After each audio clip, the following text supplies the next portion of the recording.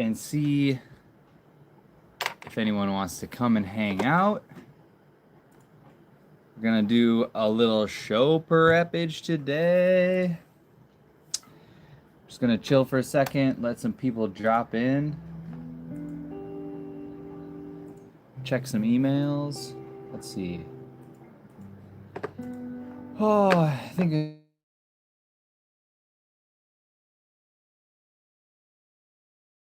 otherwise I'm gonna get hella distracted. Okay, so we need to update wing firmware. We need to build show file. We need to see what else we need to do on my list. We need to install PowerCon ends. We should pack the Pelly. We gotta get the mics together. Let some people drop in here while we make the to-do list.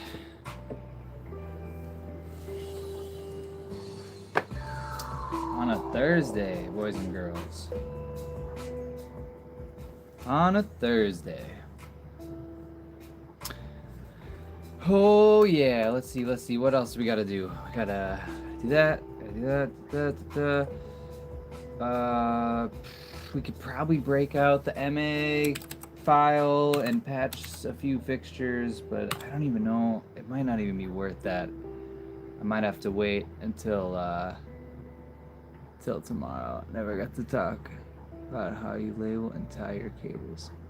Aha. Yeah, I could show you. I could show you some of that stuff. Give me 1 second. Let's finish this to-do list, and then if I forget again, remind me. Because that's actually gonna come up when I pull out these other monitor looms that I'm building right now.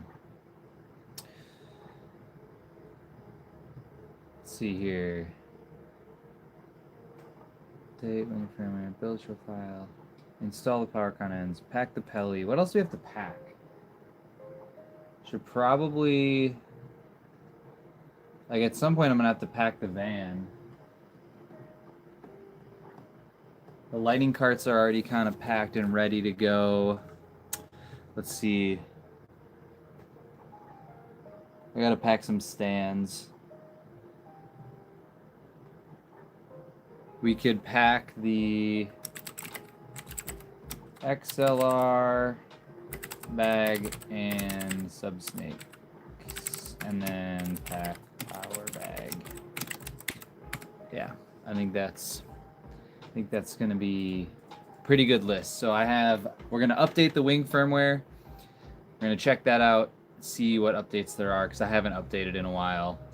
We're gonna build a show file, which I'm just gonna do off of a starting file, and we'll just build some stuff. And then we're gonna, we're gonna install the PowerCon ends on my monitor looms. We're gonna pack my Pelly. I gotta get my mics together and just kind of pack some stuff. We'll chat. We'll pack and chat. That'll be the best time to do some packing. What's up, guys? Welcome in. It's Thursday. I've had a couple long days at the venues, pulling some like 16-hour show days, so I'm a little tired. But we got some packing to do today because I have a show day tomorrow with my rig, so that's gonna be what's on the agenda is packing. Let's get the wing out.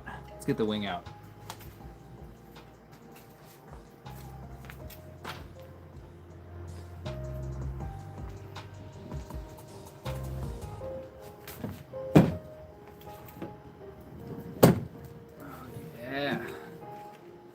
Rack action.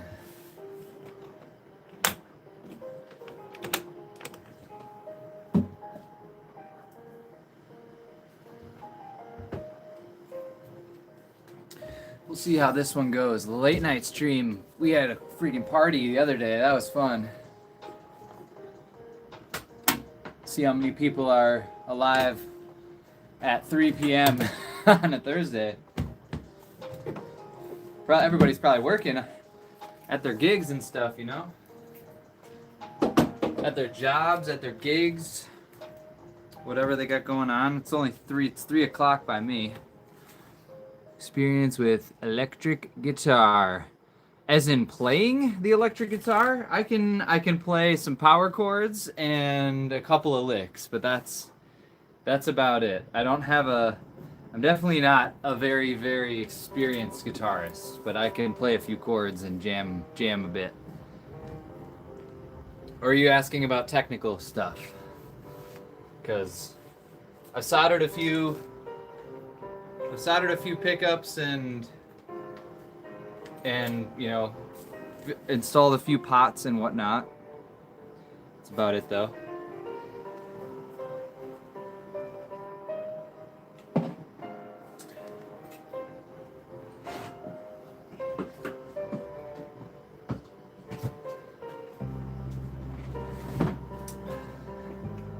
We have a console. Let's go. Let's get this thing up in the business. Let's see. Sorry for the movements, guys. Just gonna try to get this adjusted a little bit. Bought a GRG 270B. Yeah. You can, as long as your interface has a DI input on it, you'll be fine. Otherwise, you probably want to buy a DI box and record through the mic pre that way.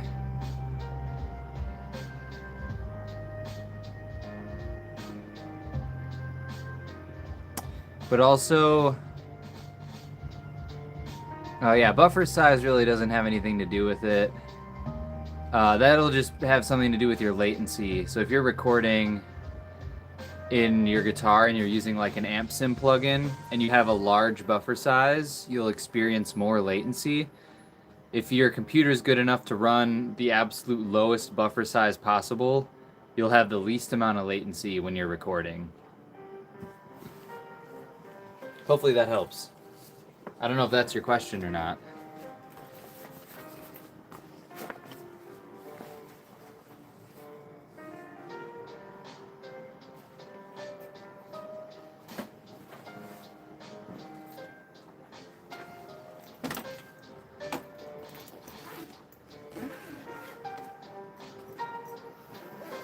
Wanted to use it, studio plugin.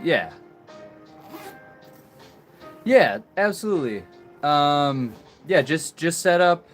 You can just plug it right into your interface if you have a 1/4 inch input, and then just change your buffer size in the DAW's settings, and make the buffer size low, as low as you possibly can on your computer that your computer can handle. And the way you can help this is if you turn off any unnecessary plugins in the session. The more plugins you have running will require more CPU power, and then you can start to get like glitches and like crackling and stuff because of the CPU is clipping out and not able to handle that much processing. So basically what that means is you need to increase your buffer size to allow that CPU to think a little longer, if that makes sense. Or you need to just disable some of the unneeded plugins. Like if you have a bunch of reverbs going on, that's going to eat up a lot of CPU headroom and bandwidth. But yeah, hopefully that solves your question. Just plug right in or get a DI box and plug into that, and then Core i5 11 series. I think you'll be okay, but yeah, the newer stuff is pretty good.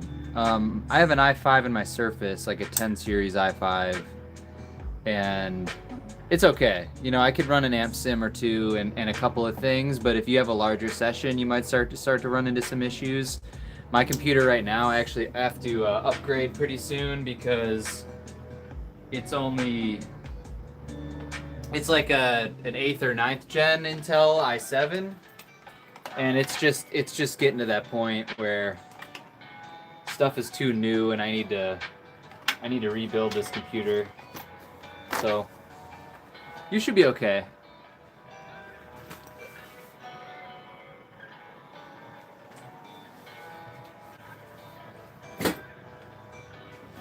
I would say that's probably the bare minimum you're gonna want, though, for sure.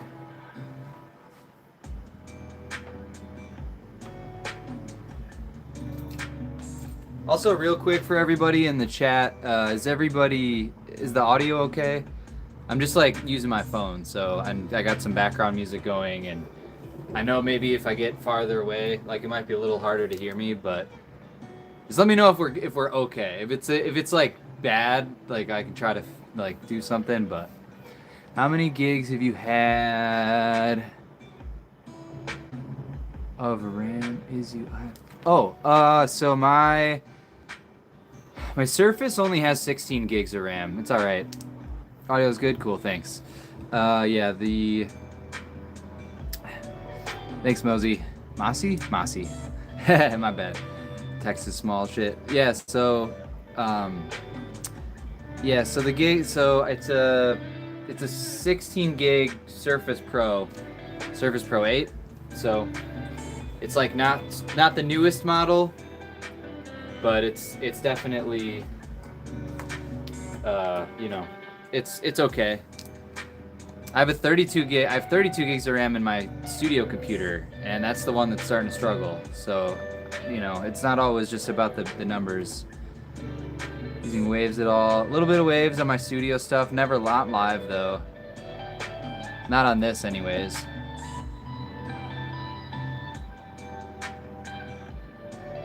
Just say hi to me and I will donate $10. I'll take your $10, Angry Cat. I'll take your $10. I need it.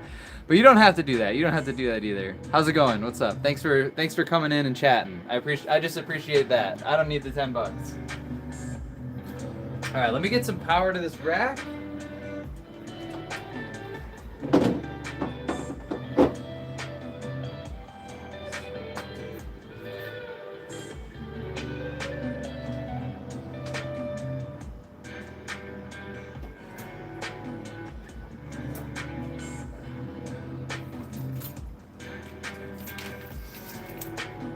All right, we got some power.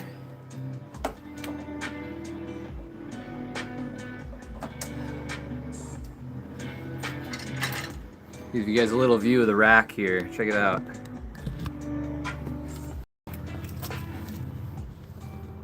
It's been a while since I've done one of the rack update videos, but here's a little peek at what I've got currently. Still got the Whirlwind single phase little distro, basically just Edison on the back of this guy. And then I put my single phase 240 distro in this rack now. So I just plug this one rack in and then I jump it to here, and then this red guy powers everything else in the rack. And then this is all my outputs for my PA and my lighting all right here. And then I can just, you know, run my outputs and my lighting outputs all together in one. And then it's just one less case to set up. Thank you. Here, let me get some power on, and then the lights will come on. But yeah, it's power for the monitors right here and the trip light, and or stage power, I guess. And then this is my DMX splitter, which if I have my MA node in here, it goes to that. Otherwise, I just jump it over to this rack. There's also an ArtNet node up here on this network rack. Got my stage box a little bit higher up off the ground now, which is kind of nice to plug stuff in. USB-C charging, PD charging, everything right here.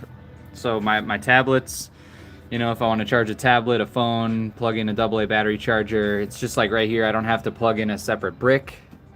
And then my network switch and router is on this rack as well. And then this is the Phoenix Pro just 2 channels of wireless in here for mics. It's really handy just to have two wireless mics pre-patched and ready to go. So, hey Carlos. Hola, ¿cómo estás? I don't no habla más español. Lo siento, but would appreciate you coming in.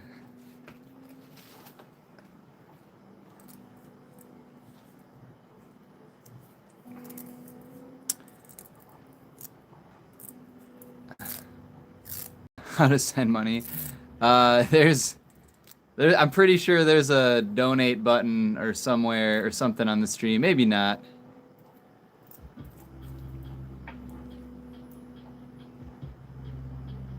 Really so good, your real work. Appreciate it, man. Appreciate it.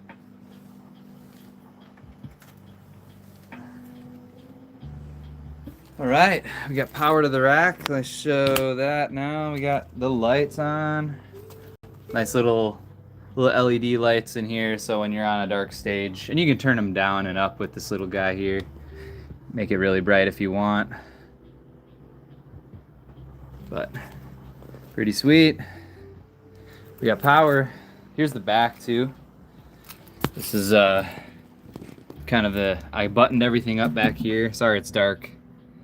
But everything is paneled off, so you can't touch the electrical stuff on the inside from the distro. And then I have my AES-50 stuff all in here to the stage box. Network links to the router or to the switch. So anything that's networkable, like the node or the console, anything that needs to connect to this Wi-Fi access point or this rack is just 4 link points there. And then I have a drawer where I keep the 2 wireless mics, AA battery charger, some power cables, a little 10-foot snake. So if I put the console on top like I am right now, I can actually plug it in together. So I guess I could get that out and use this guy. Let's see. Sorry for the dark shaky camera that's probably happening right now. Here's the snake. There's a 10-foot loom in here. I'll just use this other one though. I think this is a little 10-footer. Let's see. Yeah, this is just a stiffer. That's one of my pet peeves about these network cables is like some of them are just so stiff. Like this is just like so stiff for some reason. I really don't like those that are stiff. I don't know what brand this one is. I don't know, it says it's supposed to be tactical, but I've had other ones that are better, so I don't know what the problem is. But yeah, that's the little setup. And then usually this lives on stage, and then this guy's out at front of house, obviously. But it's nice to just be able to take this out and work on it. Or if I'm at a gig where I'm on a tablet, I can just, you know, set the console on the side of the stage and then use the tablet and just plug, you know, network the wing right into the rack, and then I have this nice Wi-Fi access point. So it's just nice little all-in-one setup, or and it's flexible however I need to use it. Carlos, you have questions? Go ahead, I'm happy to answer. How do you like the Wing Compact? Okay, so that's a loaded question. Mainly loaded with positivity. It's amazing. It's a really sick little console. And if you've been considering buying one and you're on any sort of a budget, or you know, you're not trying to spend 15 grand on like a D-Live 1500, I would just automatically go with this guy. Or an SQ5, those are really good too. But at this point, like going with an M32 or like an M32R, those are great. I mean, there's a lot of great small, you know, a lot of great small consoles, but I was looking for one to put in a case and like tour with and like bring around and be able to bring it around. And the fact that it's stereo, like I made a whole video of it on my channel, but like, and you can look up obviously all this stuff, but the amount of power that this has and it sounds really good, by the way. It doesn't sound like an X32. It sounds a lot better than the X32s in my opinion. It's just really, really sick. You watch Sound Shop vlogs. I feel like I've seen that channel.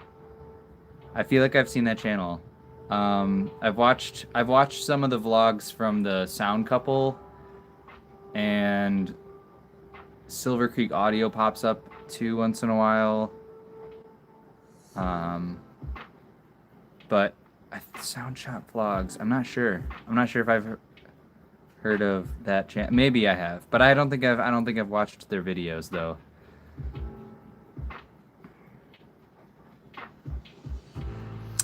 Okay, part 3 of the Wing series is coming. I'll try to record it next week. This is like my only off day between now and next Tuesday, or Wednesday. I don't know, but I'll try to get to it next week. I'm sorry, guys. I know that I'm slacking on putting out more videos.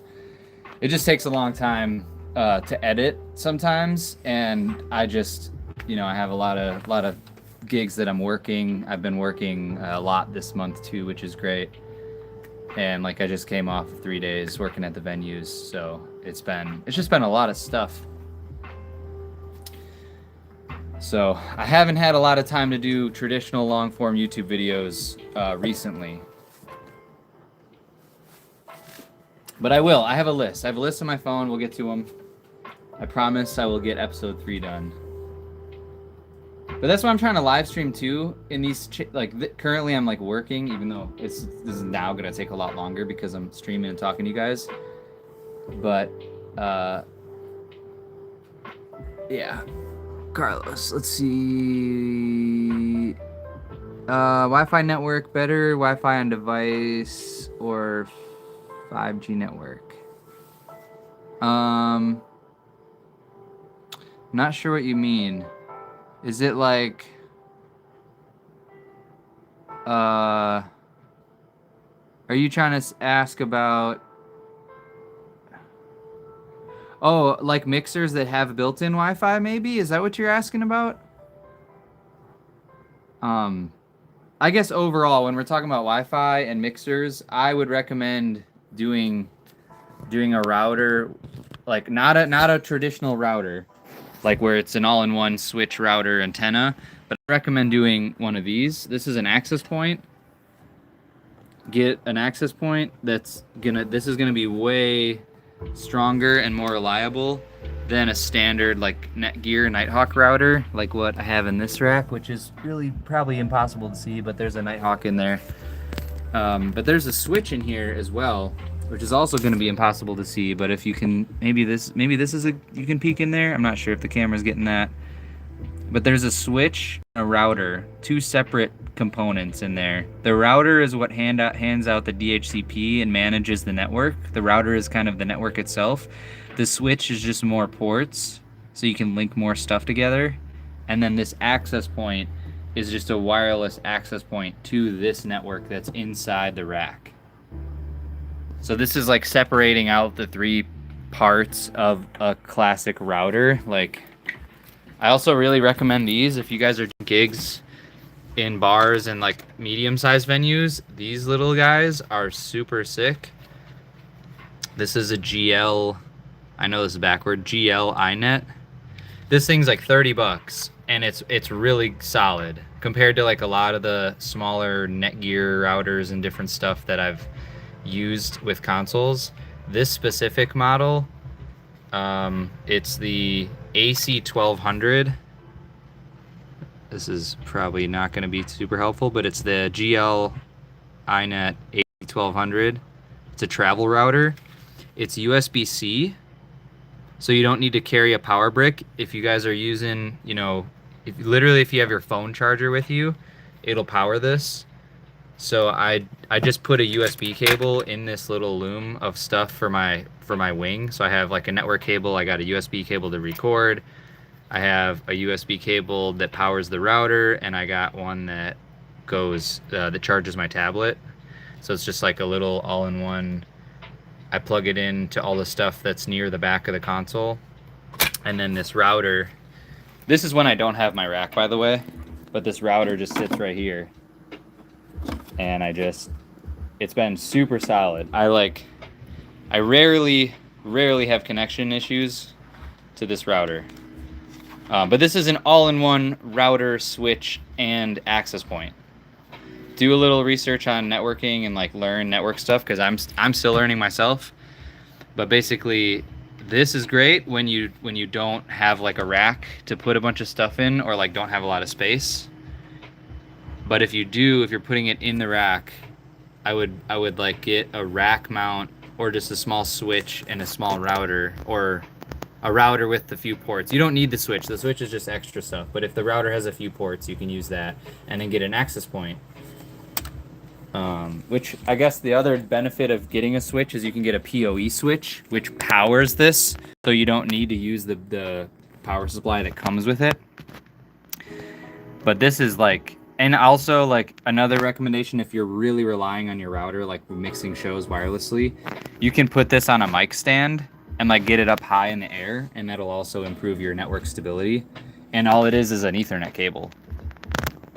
So you can just have a coil of your Ethernet cable in the back of your rack, and then just pull it out and put it up on a stand and get really good network stability. Hopefully that helps. I'm sorry, I haven't been reading chat in a second. Let's see. Can I make this chat bigger? That would be kind of sick. This is like really tiny for me to read. Sorry, guys.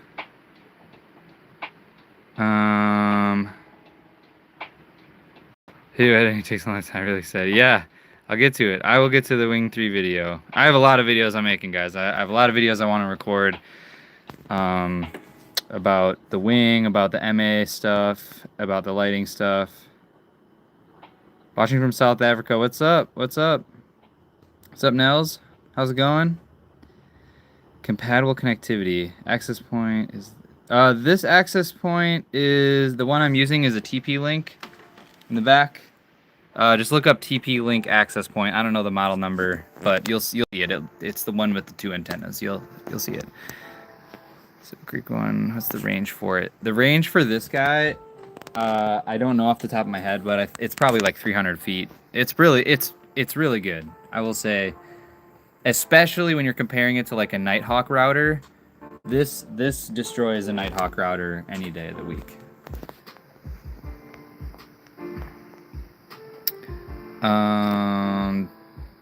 Okay.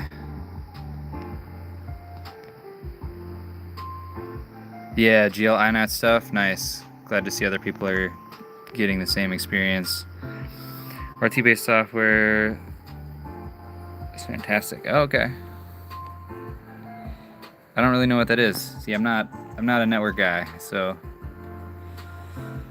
No, we didn't talk about cable organization. Okay, let me get that covered real quick.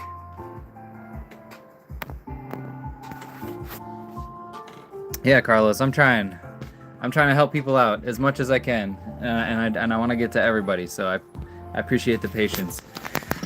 Okay, real quick, because we actually do need to get some work done. Here's this, and then we're gonna get moving on this Wing updates. But let me put my phone here. Let me get this. Let me get one more cable. I'll be right back. 1 second.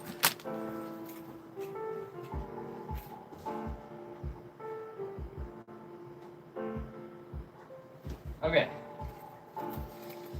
So, this is what I'm doing. Granted, this is not, everybody's got their own ways, to do this stuff. So this is just one of my XLRs off my shelf, off my rack, right? And I have converted all of my XLR cables to these things. These are the Diodario, like, bungee ties. I used to use Velcros, like the Velcro brand Velcro. I still use them on some cables that are like too big for these, but I love ball bungees.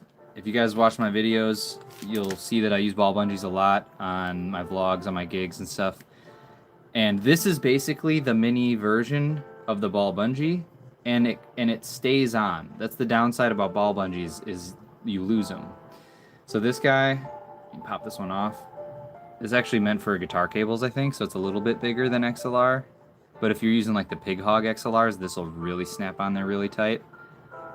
But this is a standard sized XLR. This is like an Amazon one G. I think it's like GL audio. No, this is literally an Amazon Basics XLR, funny enough. So standard XLR. These Diodario things, if you look them up, they're like $7 for 10.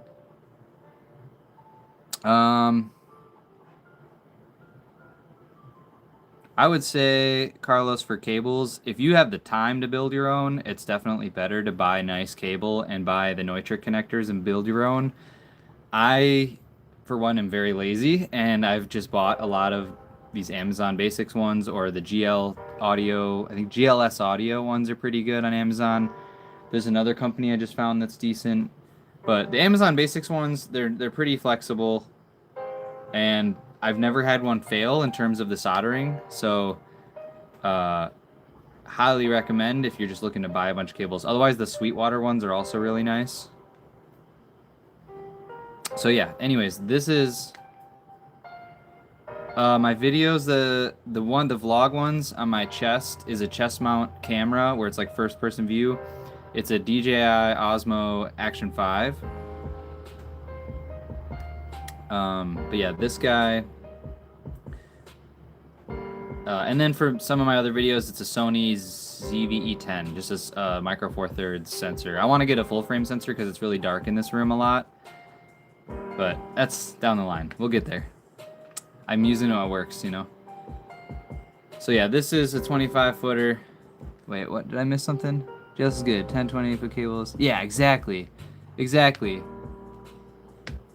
So many cables for $100. It's awesome. So yeah, I use this to tie them now instead of Velcro. And it's great because it stays on the cable. It holds it tight, which is what Velcro doesn't do. It doesn't allow the cable to like jumble up, if that makes sense. And then I 3D print these little markers, which I have on my website if you're interested. They're just little clip-on colored cable rings, and you clip them on, and this is just an identifier for the length.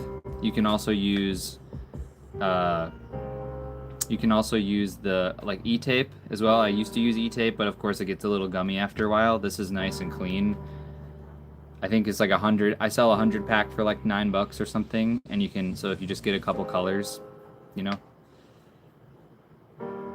I don't know if anyone else makes something like this. Also, I like this because you don't have to unsolder it.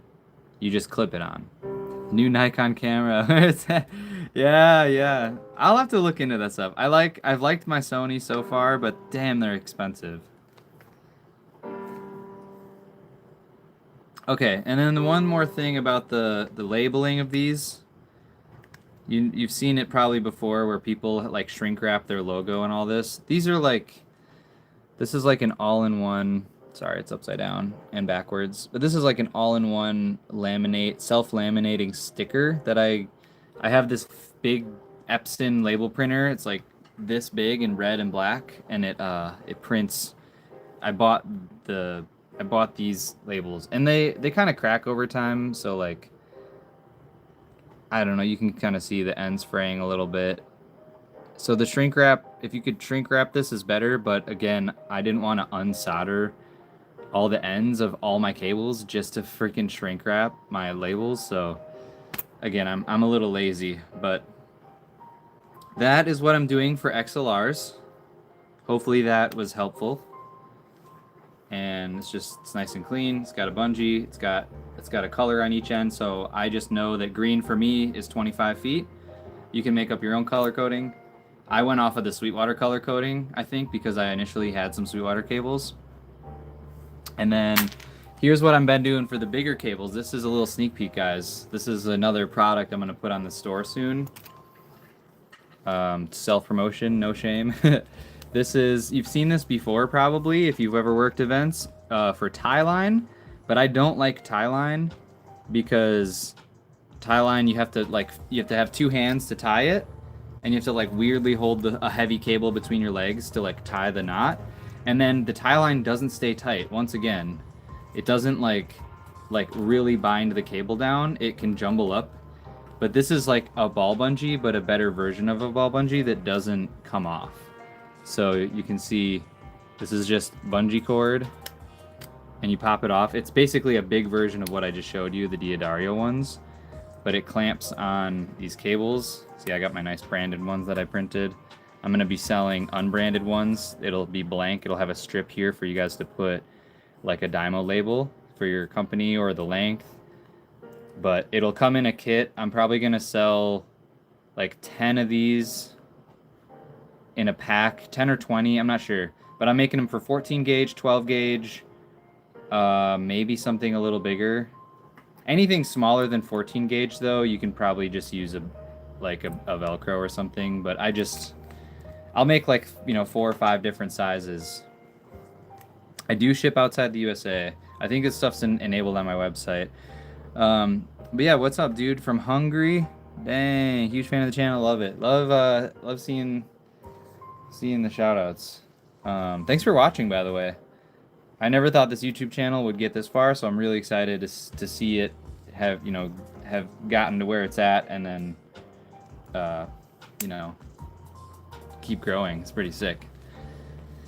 But yeah, so I think what I'll do is I'll have 10 or 20 packs of these, and it'll come with the screws and the nuts, and then just like a long length of bungee cord, and then you just have to wrap the bungee cord around, I think it's twice around, or like a little bit less than twice around, and then cut it, and then that's the length you'll need for whatever size cable. So it's completely customizable per cable, which is nice.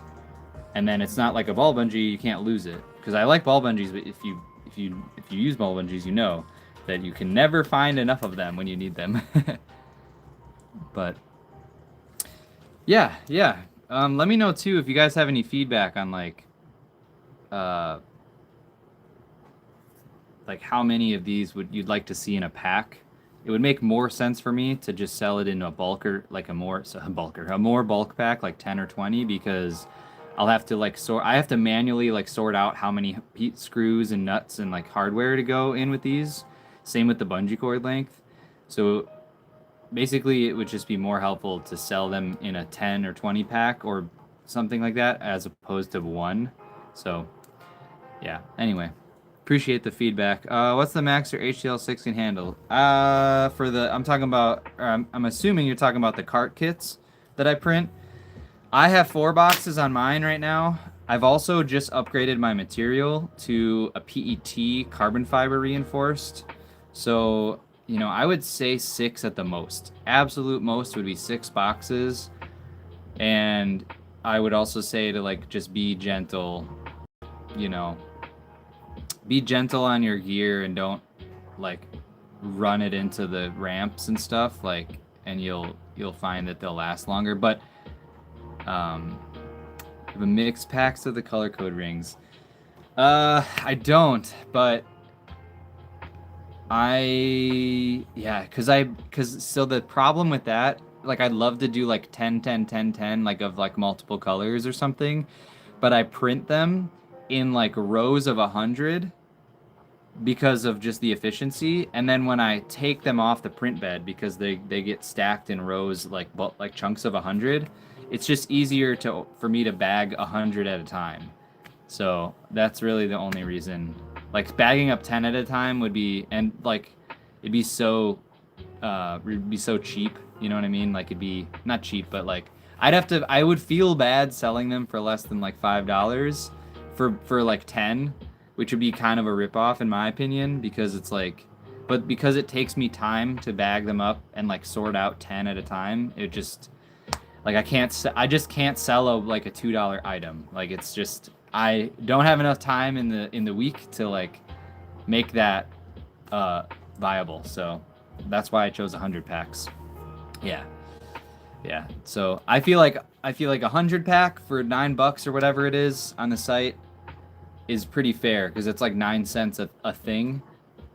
So it's very cheap per piece. and you know, maybe find a buddy to split it with. I don't know, or you'll just have them forever, and then every time you buy a new cable, you'll just have stock of those colored rings.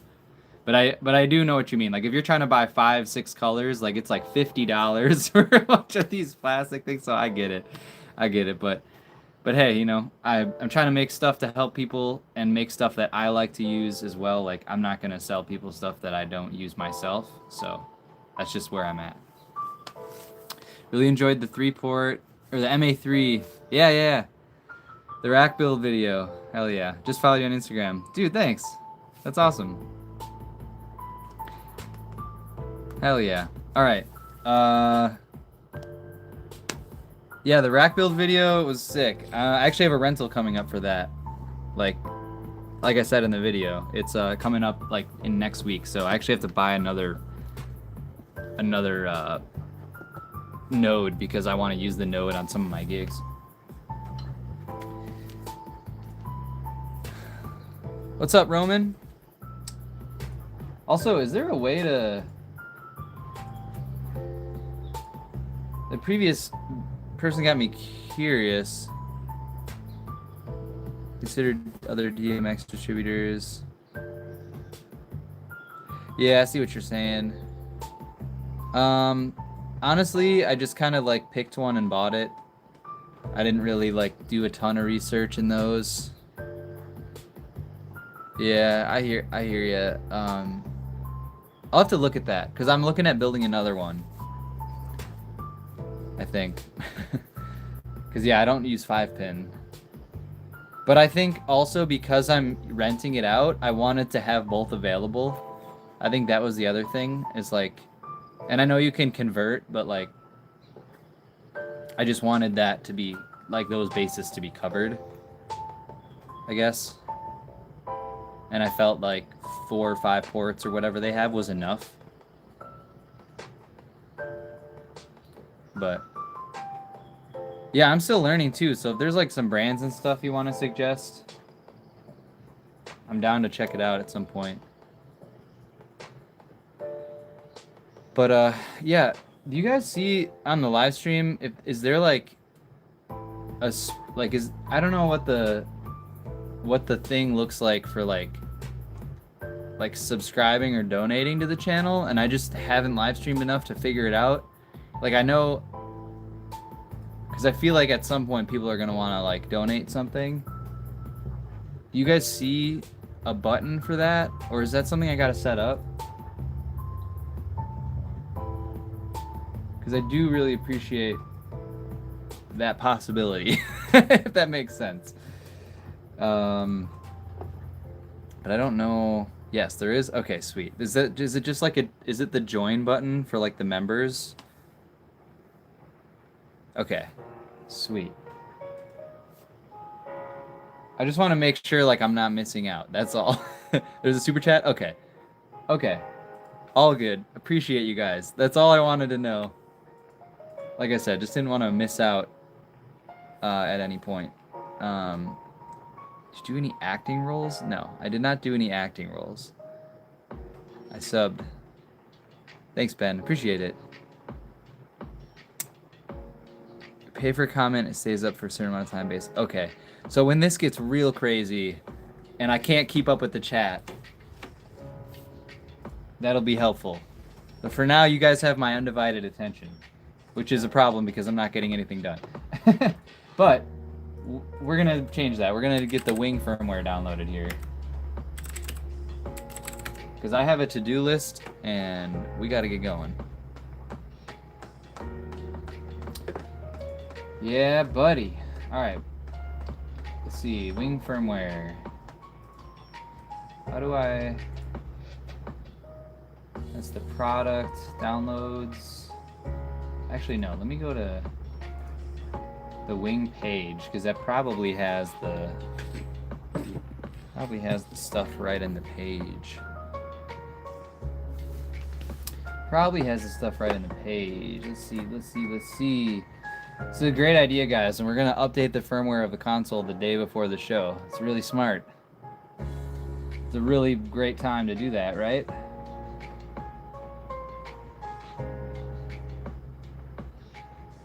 I guess it's the day before the show and not the day of the show, because I did that before too on the node, the MA3 node. That was pretty smart.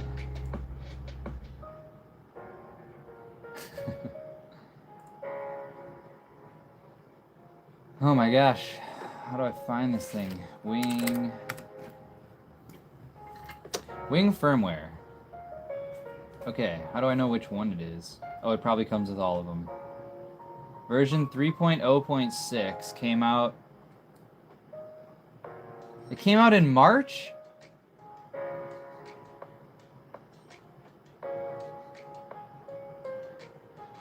And I haven't updated it? That's kind of wild, actually.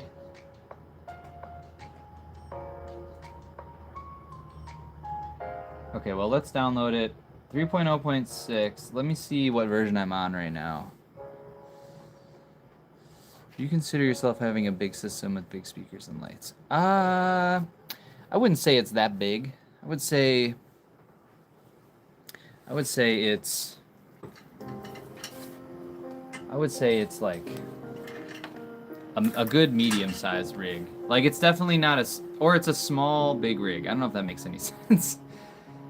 It's not a PA on sticks at this point. It's bigger than that, but it's not, you know, I could probably reasonably do like 1,000 people. 2,000 if it's like softer genre. Depends on how big the space is. But like, yeah, it really depends on the genre. But I could probably do like somewhere between 1,000 to 3,000 people, but that's pushing it. Like, I don't want to oversell it. We're on version... Okay, we're on 3.05. 3.0.5. I need a flash drive for this, don't I?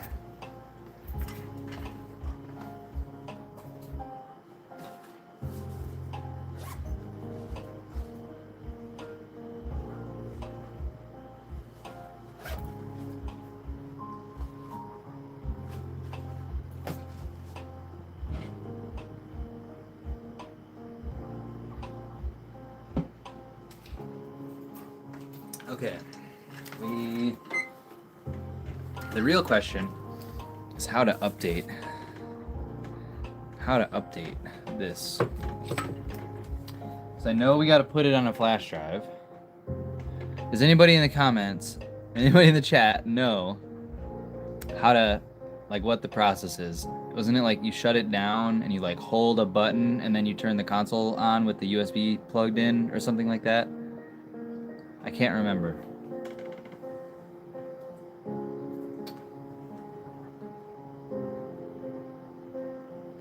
I did it once a long time ago when I got the console.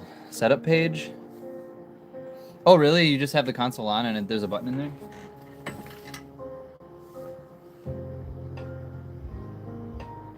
Oh, it says, yeah, the direct access Wing OS. All right. Ah, sorry, I keep bumping the camera. It's on a mic stand right now. That's a long time ago, yeah. Okay. So, let's see here. How full is this USB also?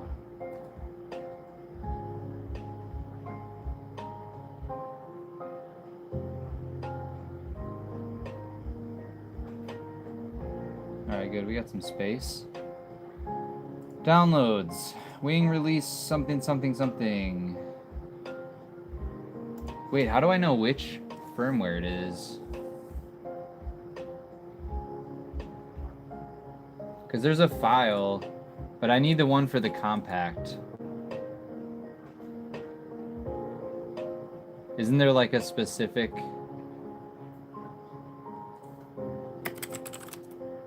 Like, you have to have the one for the right size. But this one... Wing compact firmware. There we go. See, that's deceiving. That doesn't show up. That does not show up near the top of the page.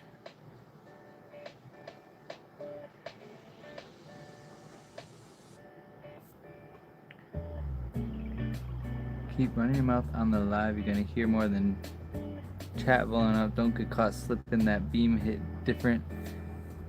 And the dot on you is curtains. Damn, bars. Bars.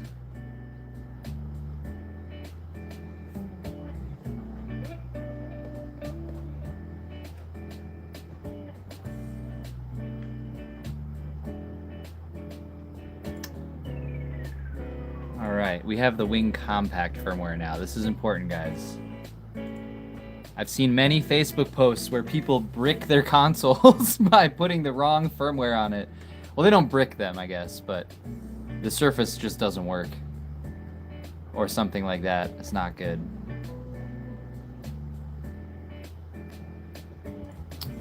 So we're just gonna put this, copy this to the USB drive. All right. Let's see if we can perform an update.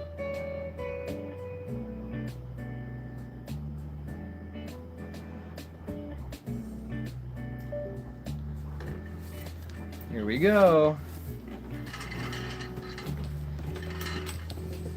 Whoa. This is gonna be backward and really blown out. Sorry, guys. Okay. So Wing OS. Start USB disk mode. All right.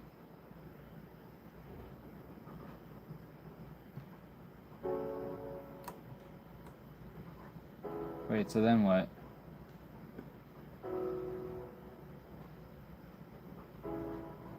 Oh, there's an update button right here. Let's go. Here it is. Here we go. It's gonna...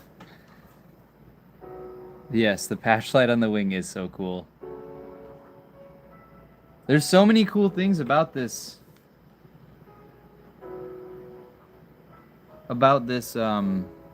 Console. Update completed. Please shut down and reboot. Okay. Okay, we're gonna stop USB access mode. Oh. So use remove drive instead. I just want to like take this out the right way. Well, I don't know. It said to shut down, so I'm gonna do what it says. Yeah. I just can't believe this console's so cheap. You know what I mean? Because it's like...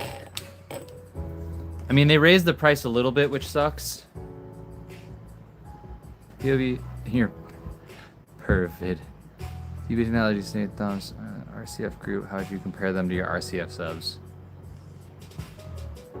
Nah. No, the Vio series... The Vio... Or Vio, sorry, it's pronounced Vio, because it's Italian. Vio! Anyways.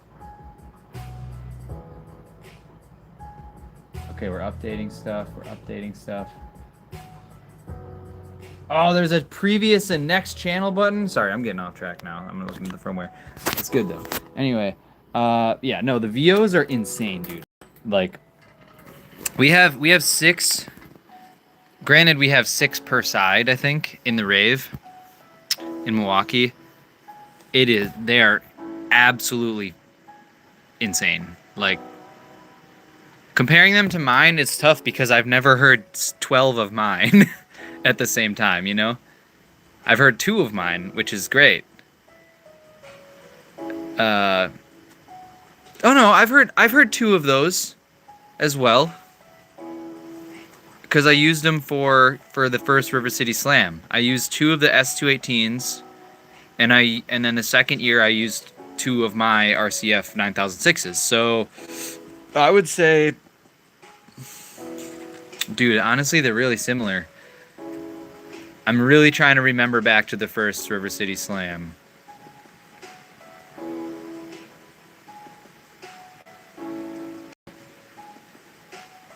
It's tough. I feel like they're damn near the same, or they're at least within 5 or 10% of each other. It's really hard to tell. It's really hard to say. I mean, the 218s are crazy good. So, like, maybe it's like having enough of them or something, or like, you know, something like that, where it's like a placement, or like, do you have some? Or like, are you considering getting some and you're just wondering which one's better?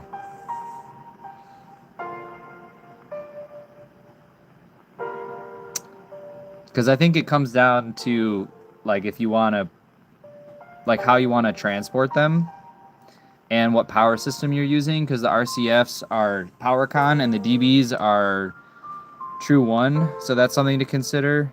The performance is basically, you know, damn near the same. Also, if you're trying to network your stuff, like if you have a mix of speakers and you want to use RDNet, you know, it might be hard. It might be hard to, like, you'd have to get two different network processors to like talk to both the RCFs and the DB technologies. So, okay. Hopefully that helps. We have the Wing Compact firmware updated, friends. Let me poke around here. 24 of the 218Fs. Oh. Interesting. Yeah, I mean, how did you have them arranged? Or like, I don't know, maybe that's probably a loaded question. It's hard to tell. I like them. I mean, we have 20 of them available in the ballroom. But we don't need that many. That's the thing too, I guess worth mentioning is like, we have too many for the rooms we have, like 12 of them in the rave is more than enough.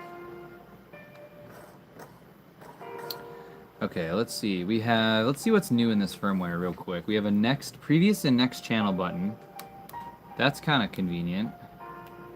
What else do we have? Just gonna do a quick scan here on what's new.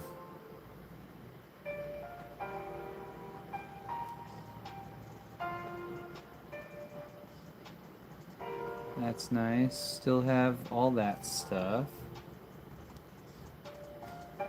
Doesn't look like there's too many different things.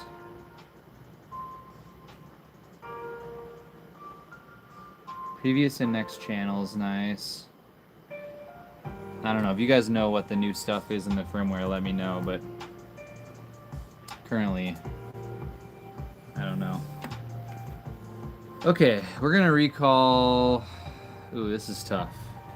I think we're gonna recall...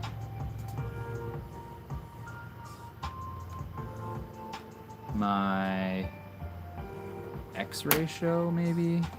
I'm just gonna recall a show here and build out a little bit of this file as we chat. It's gonna be pointless for me to like show you the screen, because unless you really want to see the screen, but I feel like it's better if I just talk and chat. I'm just gonna move some channels around and stuff, so I want to make a song. Bro, if I had time, I would love to. But I hardly have enough time to make my own songs with my own band, so I would love to. Appreciate the offer. You do music? You do like yeah, if you do music, let me know. It'd be cool. Drop it in the chat. Feel free. I don't know if I'll be able to check it out, but maybe some others might enjoy it. I got a lot of stuff to do today. Some sort of already... Oh, you can. Okay. Which is AuroraNet, I think. AuroraNet. That's what we use at the rave. Alright, we got... Let's see, which thing we want to go here. Still stare X-ray. It's going to be a great thing. We'll do a...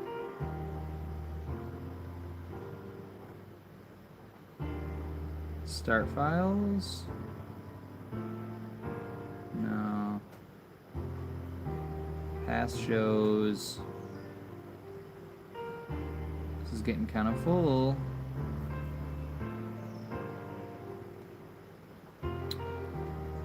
River City Slam day 1. This is tough. Yeah, let's just use that one. We'll do a full load on it. And then I'm gonna reset some stuff.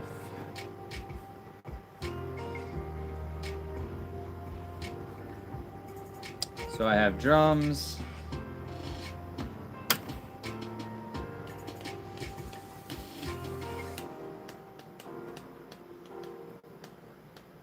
And then we got drums, bass, guitar.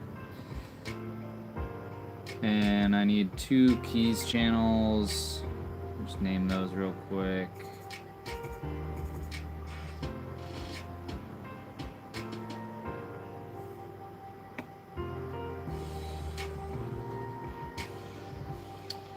Let's see, keys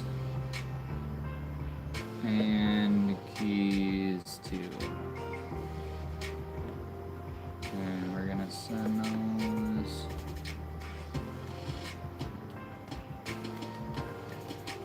Oh, do we? Oh, this only partial loaded.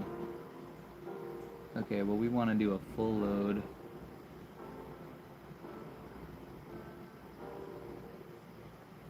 Buses, mains, matrices. We won't reload our auxes though. There we go. There we go. Name. I need to update this start file is what I need to do. Keys.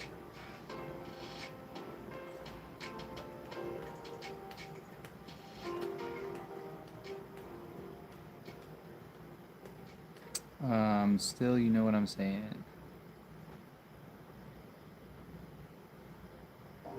You're still what? You're still working on stuff?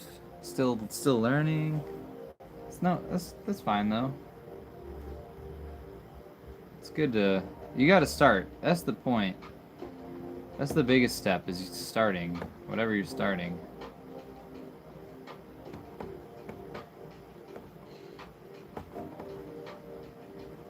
Did we get more colors? No, I don't think we got more colors. I wish we got more colors though. I wish we got white.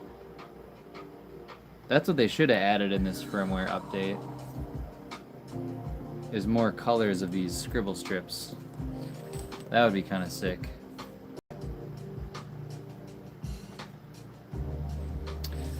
That would be kind of sick. Alright, we got drums. This will be a pad channel. Let's see here. Pad. And this will be spare. And then bass, 2 basses, 2 guitars. We have upstage, we have downstage and upstage. I don't remember which one's which though.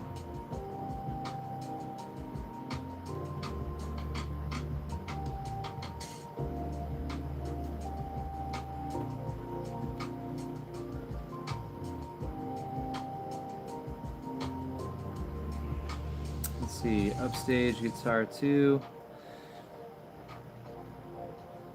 Electric guitar.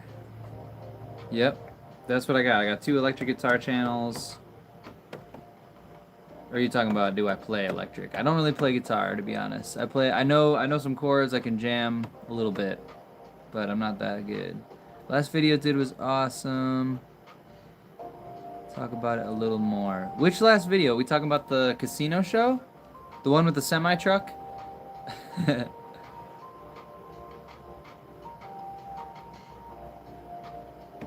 What do you want to know? What should we talk about it? I'll talk about whatever in terms of the videos. Yeah. Yeah, that one was fun. I've done a couple shows up there with Joe. Was there anything specific you want to chat about in the video?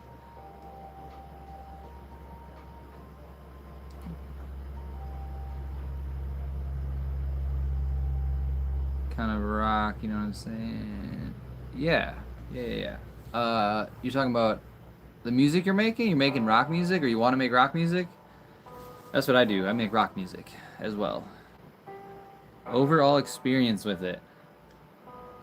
So, that's kind of a loaded question. Let me turn off my delays here.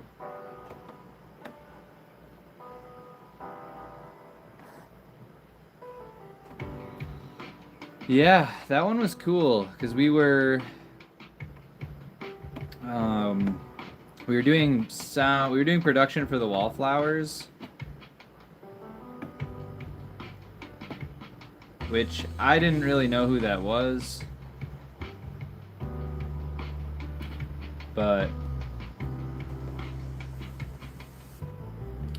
you guys probably do.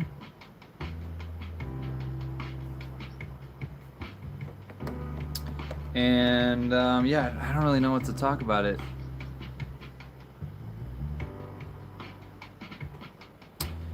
What's up, Pop Will? Yeah, guitar solo. Yeah, I can't solo on guitar. Let's see. We went up there. It was like 5. We stayed the night in a hotel the night before, 5 hours up north, and we woke up at like 5 a.m. or 5:30 or whatever, and left at 6. It was really stupid early because Joe wanted to get there by 7 to have everything set up before the tour arrives to do like the walk and talk. So the tour was arriving at like 10 or so. So we had to set up the whole PA and lighting and everything in like 2 or 3 hours and just get everything up and going. And Joe needed me for lighting that day, so I brought my Node, because that's just what I know. I brought MA3 and my MA3 Node, and just basically the band didn't want a lot of lighting, which was great, but also a little stressful because it was like they were really strict on like don't do any moving lights or no strobes or no movements at all, no drastic color changes like flashes, nothing. Like they just wanted one color for the show or for the song, and then like change the color for the next song, and like that's it. So it was a little stressful on like finding that balance, you know?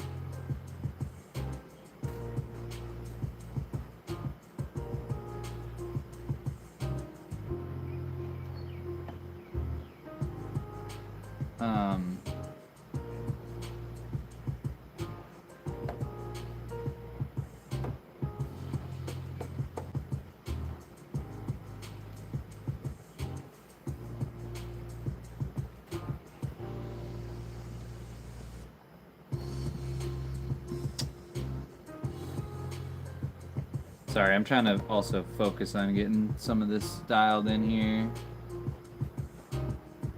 Just get my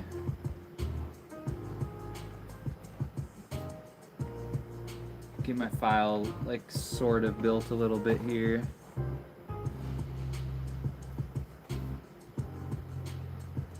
We need to initialize the EQ on these channels.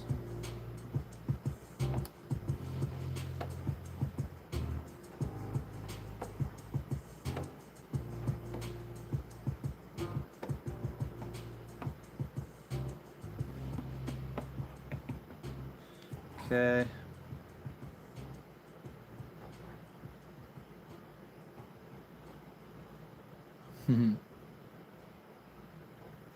Which flag is that? I don't know my flags very well.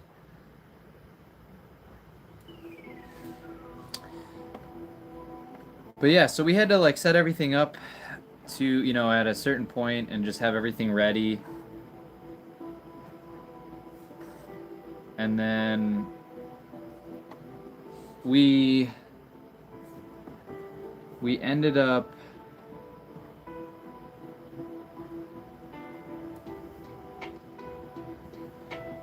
I ended up updating the software or the Indonesia. That's crazy, dude. That's crazy. What time is it over there? That's so cool to see so many different people, like, just on YouTube. So crazy. But yeah, I brought my MA node, and I updated the firmware the same day, which was, like, not a good idea. But, you know, it was... We made it through. We made it through.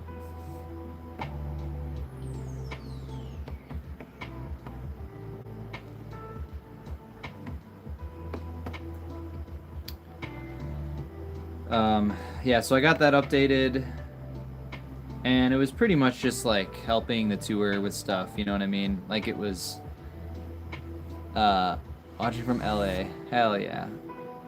That's also crazy.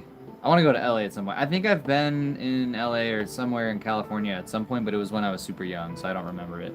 But I've been a lot of places. I've been to Arizona, and got family down there. Been to Vegas and just that area, so I kind of know what that heat feels like over there. The desert heat. I don't know how much LA is in like the desert, I guess, but I'm assuming it's pretty hot over there too. But yeah, it was it's hard to explain it, I guess, like without watching the video back and like doing some commentary, but that's awesome. It is tougher over here for work sometimes, I feel like, but I've been getting slowly like more stuff, which is great.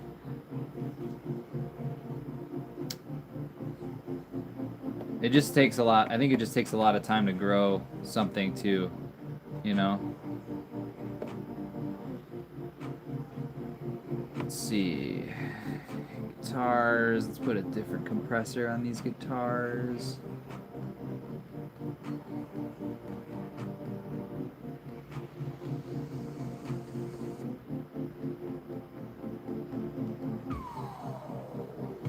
And then let's put...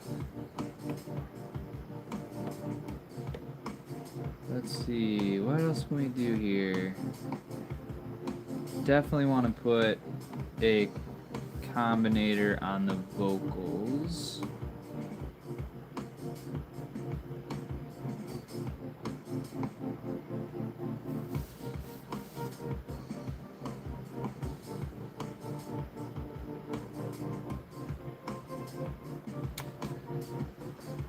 And then we'll turn it off for now.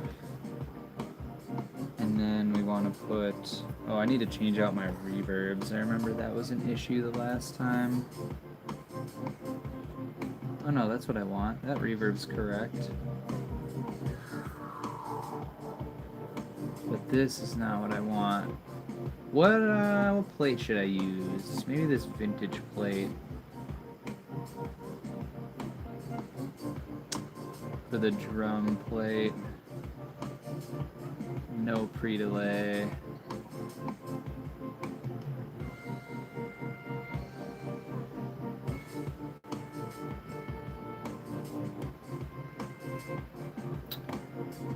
And then delay. Oh, are these post fader? Oh, that's the other thing, is I gotta make these pre-fader.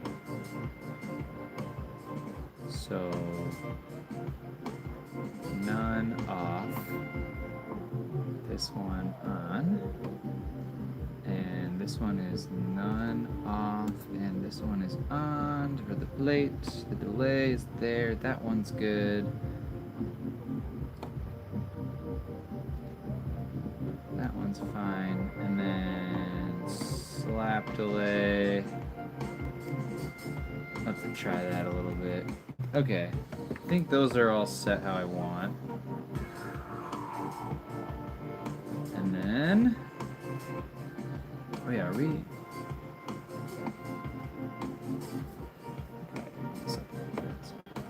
Okay. Let's see. Sorry guys, I'm building this file here. Let's see. What type of gig are you prepping for? So tomorrow I have it's like a single band, and they've hired me to produce their show for their album release party, or their album release show. So I'm doing both sound and lights, and it's at a smaller bar club type thing, but I'm bringing my full PA, because the PA they have is like garbage, stuff, little stick speakers and single 18 subs, and just not enough for I think what they're trying to do. And then I'm bringing my lights. They wanted a light show, so I'm bringing the lights and the MA. We're going to try to patch in to the house's front wash, so we'll see how that goes. Ever heard of Sound Switch? I've heard of it, but I have no idea what it is. So yeah, I'm just getting my console file together. There's like 3 bands, so I'm just prepping and,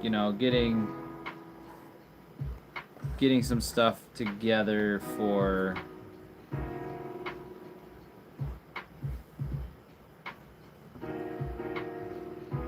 that show.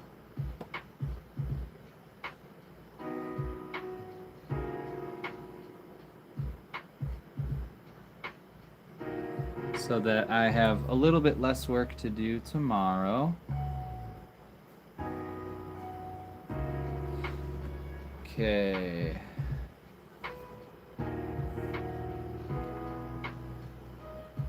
Let's see. I'm almost done though with this, and we'll move on to the next thing.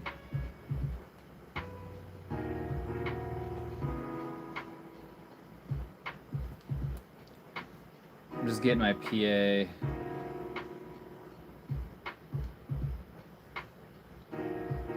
Kind of figured out here.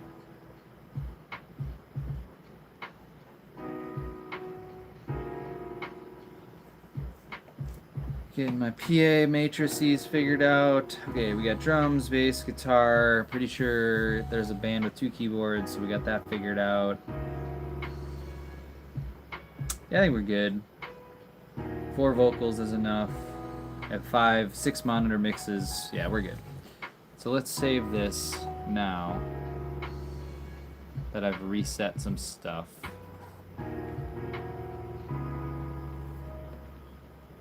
Oh yeah, let me change this guy.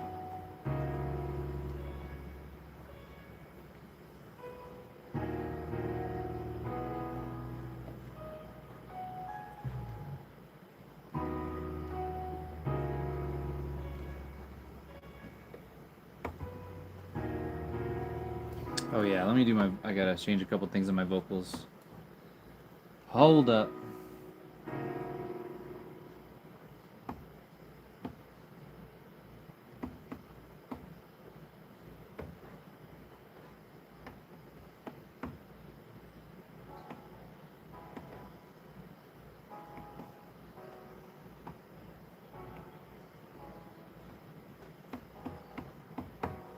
Alright, good enough.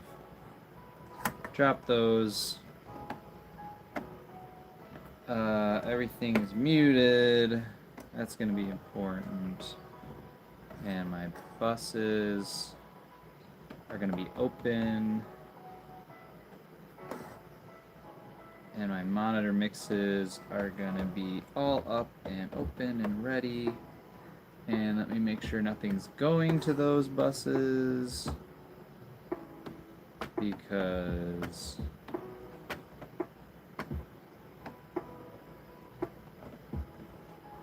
that would be an issue.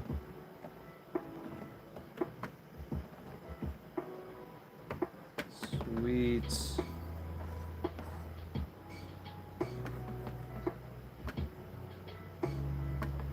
Pink noise is all working.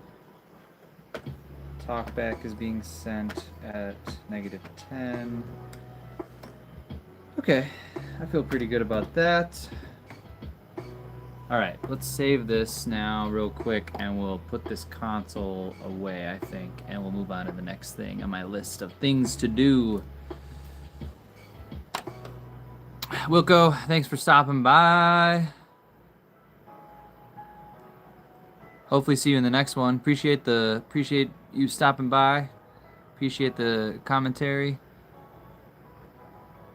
Let's see. Please React fingerstyle guitarist from Indonesia. King of Harmony guitarist. Okay, okay.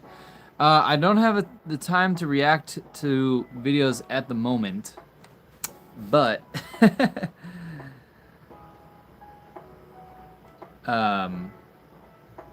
but you can drop a link in the comments if you'd like. But at the moment, I gotta focus on my to-do list. But appreciate the suggestion. There's a lot of incredible musicians out there, for sure. And some of those classical guitar players, fingerstyle players, are insane. I can't even imagine playing like that. Okay. We're gonna save this as a start file. Basic start front of house. Monsfest. We're gonna update this guy. Cool. All right. We have a start file created. Okay. So let's go to our to-do list here. We've updated the firmware and we built a show file. That's really cool. Now we got to install the PowerCon ends to my monitor loom. So this is a perfect time to kind of chat and answer questions while I do stuff. So let me just check one thing really quick.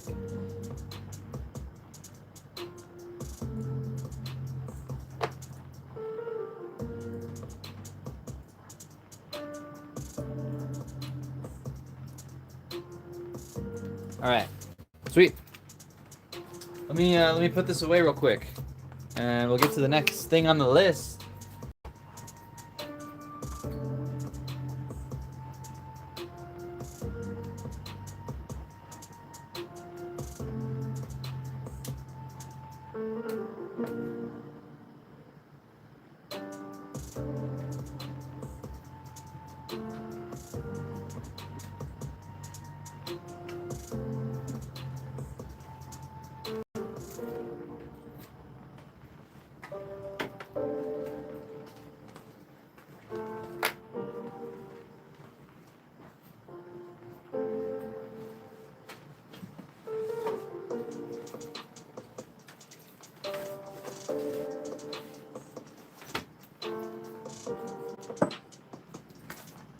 Recently followed because quite a great question. Playing. How do you plan for power drops and locations? Ooh, that's a good question to talk about, because we're gonna pack my power bag pretty soon once I get the next thing done. But I'm glad it went great, because obviously dealing with electricity things is not the safest thing to do. So I'm glad that you made it work and everything worked for you. That's pretty awesome.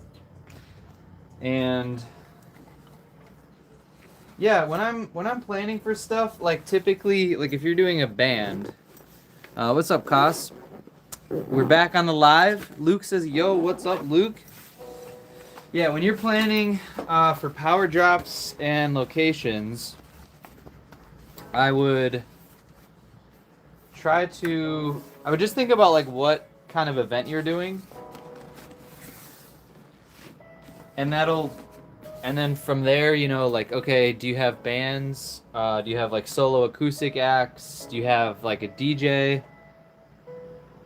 And just trying to, you know, make sure, like, if you got a band or multiple bands, you want to make sure you have at least 2 or 3, probably 3 spots up front. 13-year-old Luke, what's up, dude? Welcome to the production channel for Live Sound and Lights. Hopefully I can inspire you and answer questions you might have about mixing famous bands and doing production on shows and stuff. Anyway, so for the Yeah, for the power drops, I would make sure you have, you know, a couple, like 3 downstage at the front side, you know, the front end of the stage. If people don't know what downstage and upstage means, that's definitely something you should learn. And then once you have that power, because that's going to be for like your pedal boards, your keyboards, anything that people need to plug in up in the front, right? And then you're going to want to make sure you have some power ready, like in the upstage for the what is it, like for backline. Sorry, I'm blanking out here. So you want to, I would have like 1 or like 2 on one on either side of the drum kit, like on each corner of the drum kit for amps and stuff, and then maybe even a 3rd one by the drummer, because a lot of people will bring, you know, like an in-ear mixer or a fan to plug in by the drummer, or they'll need power for their sample pad. But I would say a good rule of thumb is put a stringer downstage. I get these multi-outlet things. I'll show you in a bit. It's like a multi, you know, it's got like an outlet every 5 feet or 10 feet or something. And then I built little short stinger, quad box stingers. So it's literally like a 1 foot or like a 6-inch power cable with a quad box and an Edison plug, and it just splits it out, you know, into 4 plugs instead of 1. And I just put that on the downstage edge for my power downstage, and then you could do the same thing upstage and be good. Otherwise, you're running a bunch of single quads, which is fine too, but it's just a little more cabling and a lot more plugs you gotta handle.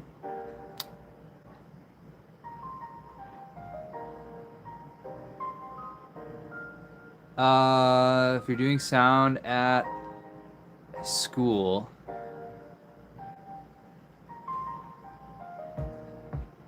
I don't think you need a 200 amp distro, but it depends on how much stuff you're gonna try to power, right? So a lot of the modern stuff is really efficient, and you can get away with using like 1 or 2 20 amp outlets, and you can power a lot of stuff with 2 20 amp outlets.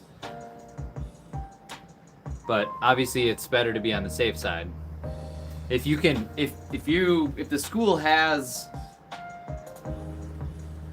a 20 amp or a 200 amp service or some sort of service for 3-phase, and you can afford a 3-phase distro and feeder and all that stuff, by all means, you know. But since we're on the topic of power, here's my distro. I built this myself, if you haven't seen, and it's a 14L30 plug, just a single phase 220. And then there's 2 legs in this. There's 2 hot legs, a ground and a neutral. So each one of these meters is for the hot legs. So I can see my voltage and my amps on each one of my legs and how much power I'm drawing. These 2 breakers go to this leg. These 2 breakers go to this leg. And each row corresponds with a leg. So this is all on X and this is all on Y. So I know that I can put my sound system on one leg and put my lighting system and all the stage power on another leg, or something, you know, similar to that, and I can power my full rig with one 30 amp service or 50 amp service or whatever. This is technically supposed to only be a 30 amp service, but some outlets, if you convert from a Cali plug or convert from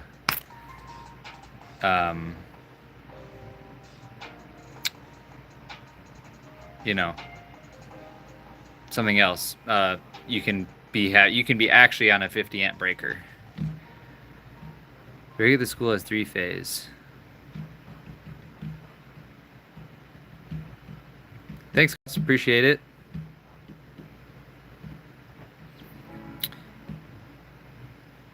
Yeah, if the school has 3-phase, and you can, like I said, you have to afford a distro or rent one. You have to buy feeder and be able to truck all that in, or, you know, put it in cases and haul it in. Like, it's a lot of bulk just to have three-phase power in some situations. So that's why I went with single phase for now. And this covers my whole stage, my sound and my lights. And then if I need more, I can just run a single Edison somewhere and just get another 20 amps somewhere. But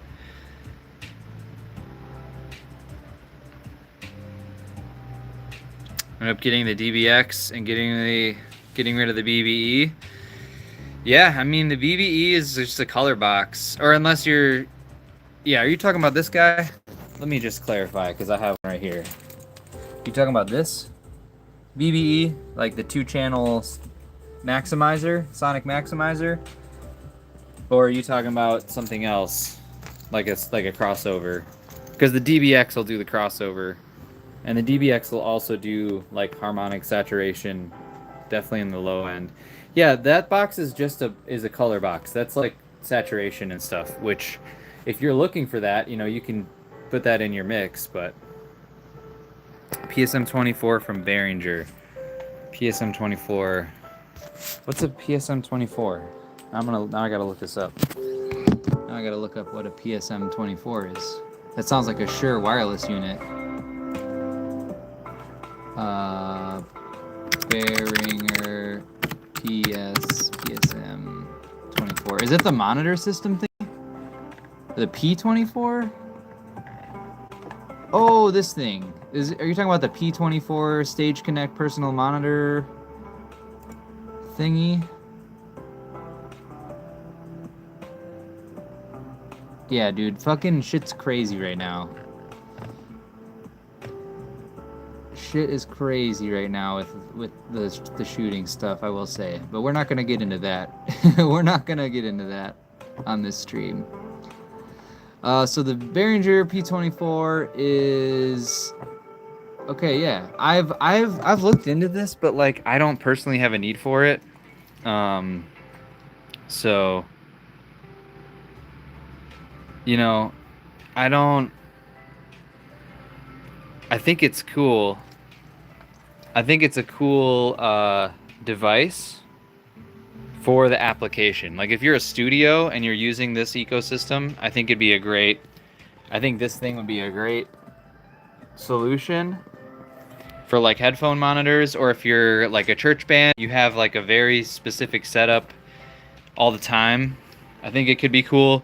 But if you got to teach, like bands aren't gonna know much. It's just so much setup to like just to implement that thing for like a live sound situation. To have bands, like you got to show the bands, you know, how to use it and like all that stuff. And it's just like, it'd be just like so much. Oh yeah, the stream is about audio production. Appreciate it. What's up, Caleb? welcome to the channel.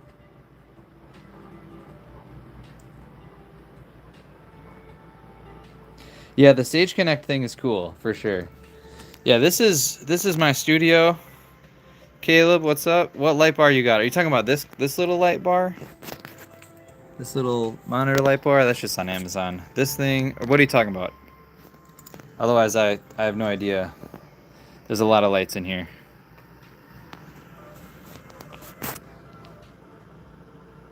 No, on the rig? You talking about this? Or are you talking about on the lighting rig? Because this is like just an LED strip that goes around.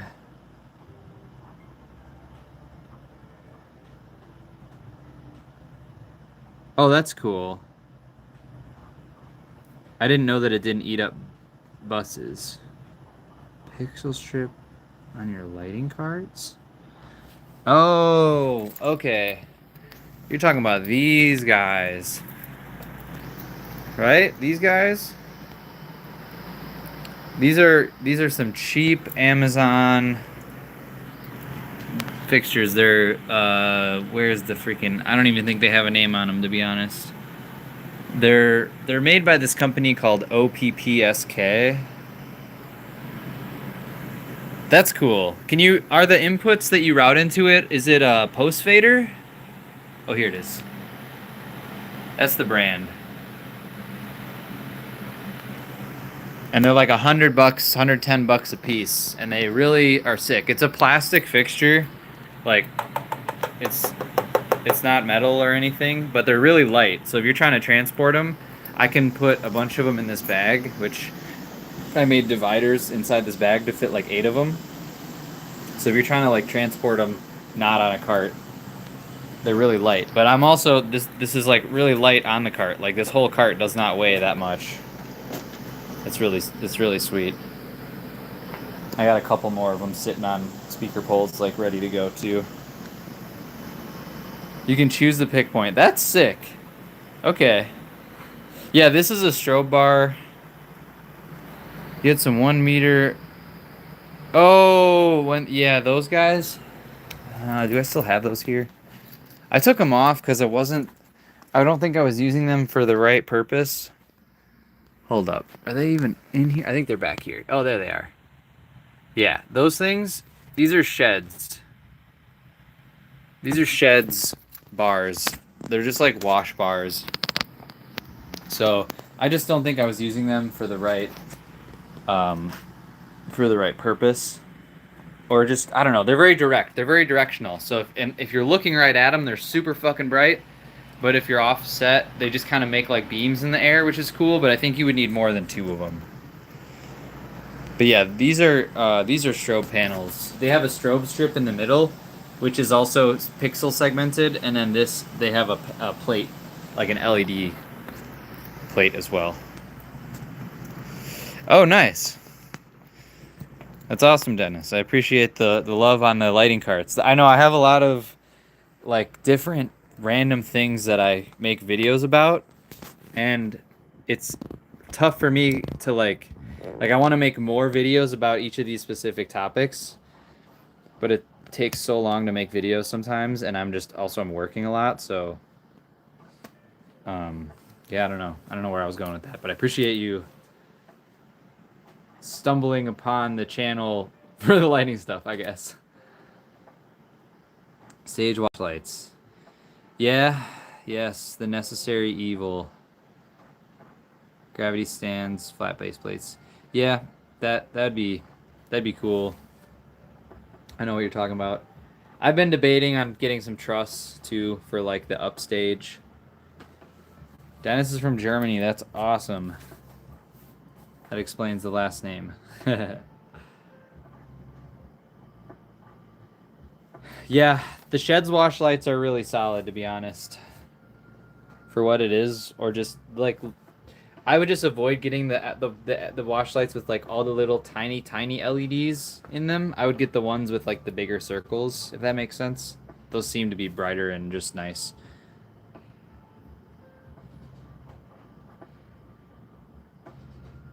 Don't buy cheap pin trussing. Are you talking about the kind that has like the little nuggets that you attach the pieces together with? And you hammer the taper pin. It's like the taper pin trussing. That's what I would get because it's lightweight. The stuff that's bolt together, where you have to bolt each piece together, for my application, that's like too heavy and big. Didn't really expect that you would, yeah. Yeah, they are. Yeah, I was gonna get that out. Oh, here's what we gotta do, all right? I actually gotta get some of these cables made, so we'll keep chatting here. I'm gonna set up my little station. I'm gonna use this rack as a table. And we'll set up here. So what we're gonna be doing here while we chat is I'm gonna put PowerCon ends on these monitor looms that I made the other day. So we got XLR and Edison power on one end coming from my rack, right? And on the other end we have an XLR, and we're gonna have a PowerCon for the new wedges that I got. Just don't trust them. Yeah, I don't know. I think it depends on the weight too. Like, I'm not gonna be putting a ton of weight on them, on the truss. Like, it'll be a few fixtures, a few lighting fixtures, and like maybe a backdrop curtain. I'm not gonna do like video wall or anything. Like, and I would just put them on crank stands. And I'm talking about like global truss, like the silver 4 the 4-tube box truss. Yeah, exactly. So here's all the cables that came with. Here are all the cables that came with my monitors, and I'm gonna steal these PowerCon cable connectors because these are actually nice ones. I'm not sure if they're Neutrik ones, but they're nicer than some of the Chinese ones that I've used. So I'm gonna be stealing the connectors from these and using that for these looms that I made because I like efficiency. And I like running one cable to one place and not having to plug in power and signal separately. Hey, what's up? I'm live streaming right now. Oh, okay. Yeah.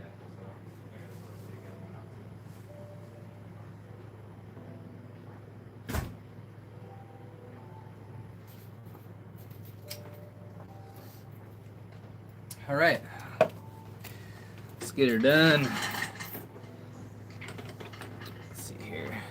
Can I get any closer? Make a little adjustment.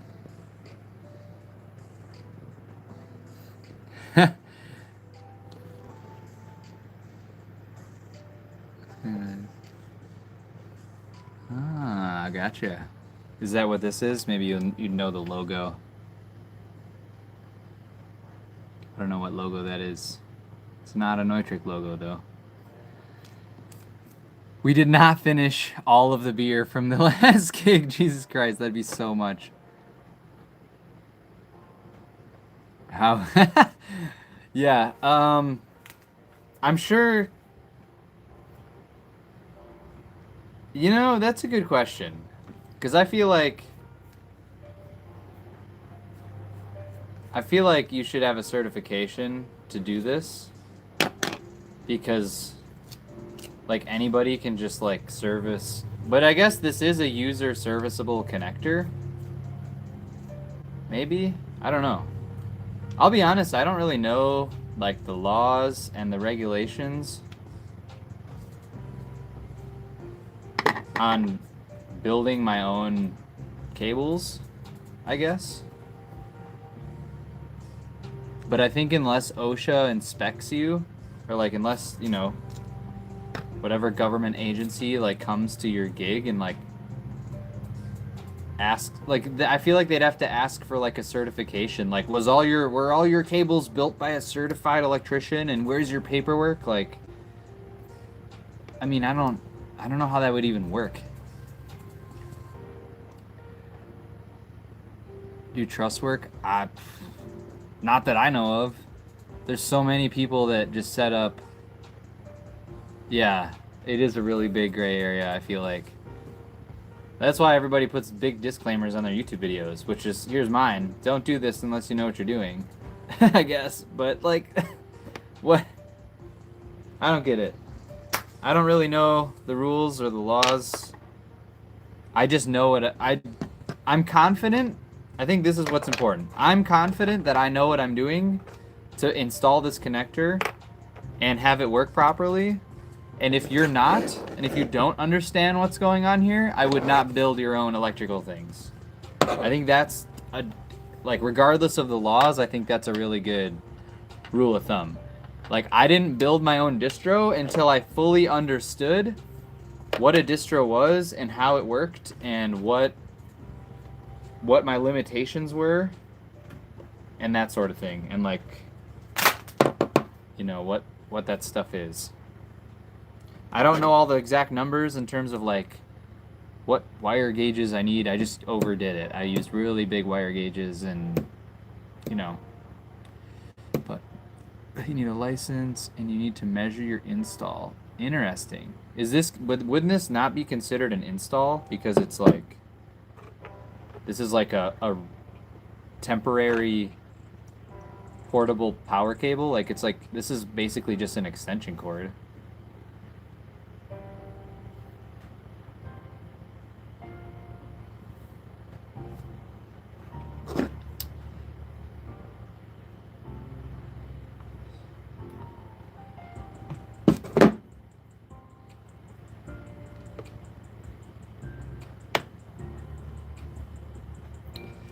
I know that you need a license here to do like certified like residential and commercial electrician stuff.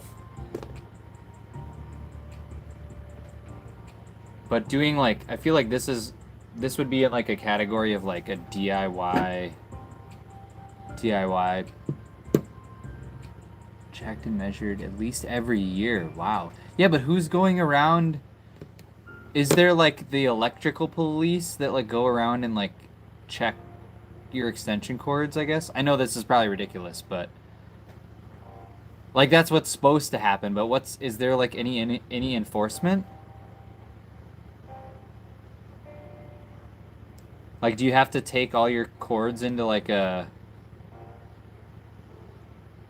city place and have them like check and verify them for you? I just don't know. I'm genuinely curious, I guess. This is kind of a fun discussion.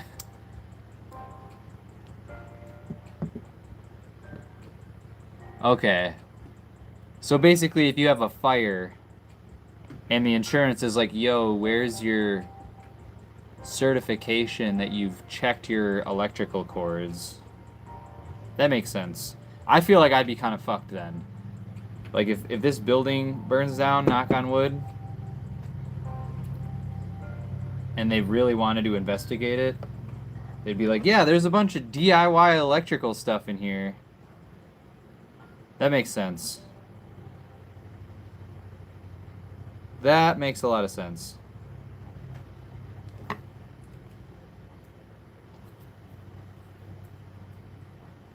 But also, like, who's doing that? I don't know.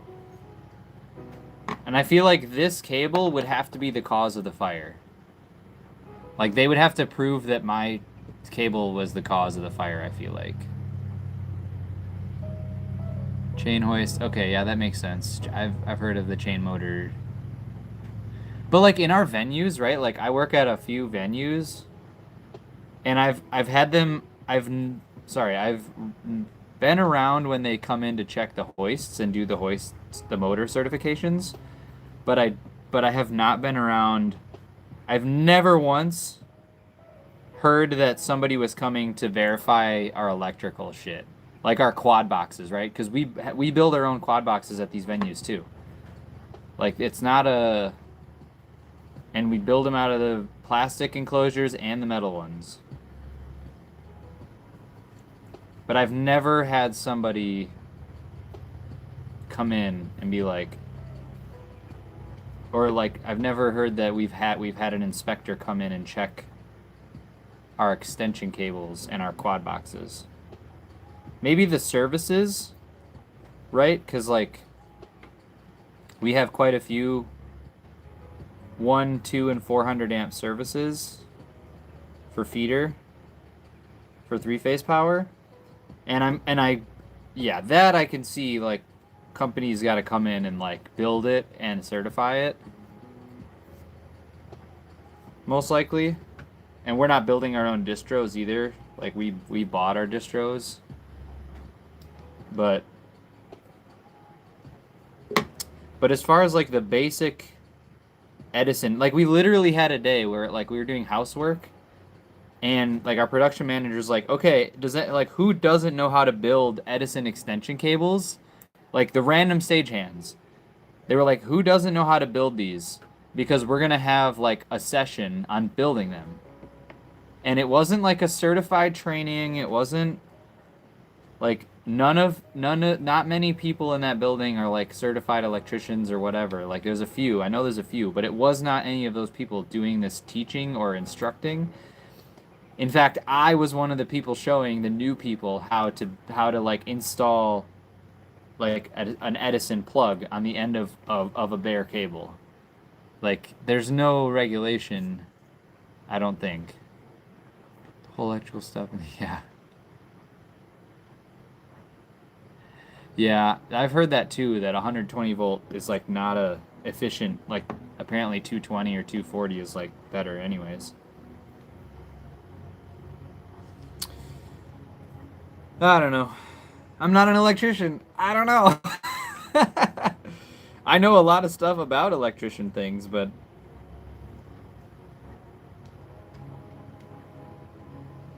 I don't know the rules or the numbers necessarily for the limitations and all that shit. Like, that's stuff you gotta go to school for and, like, learn and take a test for and get certified, I'm sure, but I've never done that. I went to school for tool and die making. So I'm really fucking good at machining and CNC stuff, and I'm mechanically inclined, which is I think what allows me to like be comfortable with this stuff. Put all PowerCon chassis in my walls instead. So like this, you'd have this in your wall. That'd be kind of sick. Maybe I'll do that. Or someone gets hurt by it. Yeah, exactly. Yeah, I don't know. Anyway, here's my illegal, uncertified electrical work. We have a nice Edison plug on this end. We have a nice PowerCon end on this end. And we have XLR and power running down the same line, which is very enjoyable for me as the person having to set this up and tear it down, because it will now take me half the amount of time to plug in each monitor. So we got, I think I have like 2 more of these to do while we chat. Let me check my messages really quick here. Sorry guys, gotta... Oh, hold on guys, I'm still responding to my texts. Apparently that takes me offline or something.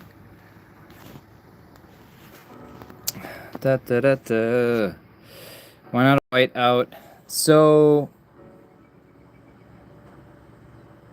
basically just because I don't have enough. Like this is enough for my like subs and tops and like one other thing for audio. And then this is like a couple of lighting runs. But I bought this trip light for the monitors because I did think about that. I was thinking about doing PowerCon outs for the monitors, but for now it's Edison. I can change it later, but also it's convenient because now I can plug this in just more places. I've ran into issues where like too many of my cables are PowerCon and I don't have enough PowerCon outputs. I have XLR inputs in my wall for stereo. No, you don't. If you do, that's fucking cool. Alright, hold on, guys. Checking my messages again. Sorry.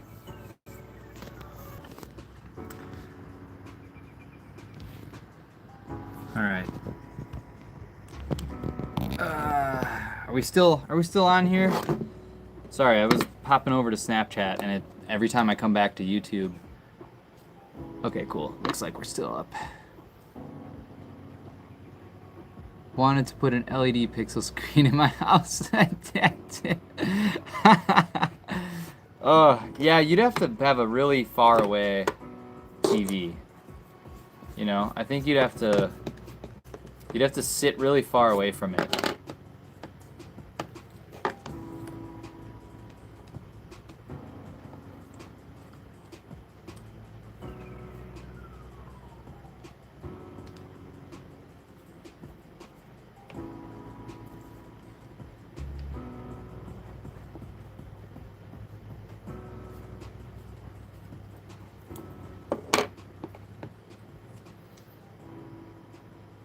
Neptune Productions. I have not.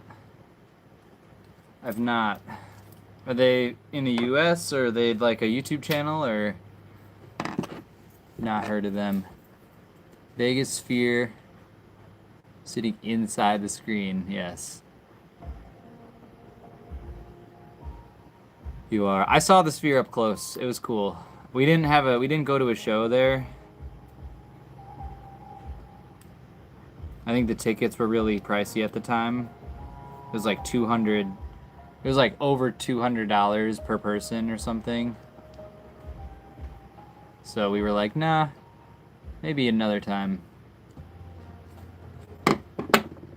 But I gotta get another cable here.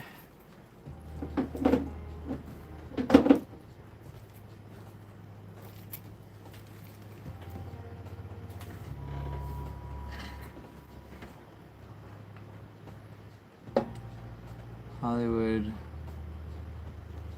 Okay. What are they called again?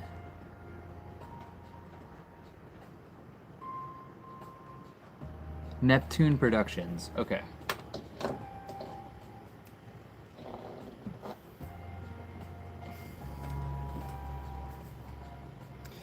That's cool. What do they do? Do they have, is it like sound and lights as well? Video, anything like interesting? Small company, big company?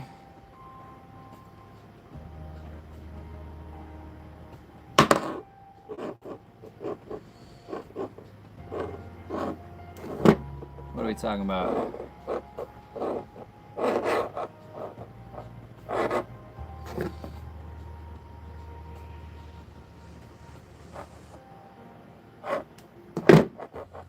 Huge. Okay. That's cool. The big companies scare me a little bit. Cuz there's some of them are like, I'm sure you guys know 4-Wall. Maybe not. 4-Wall, I think they're in Nashville.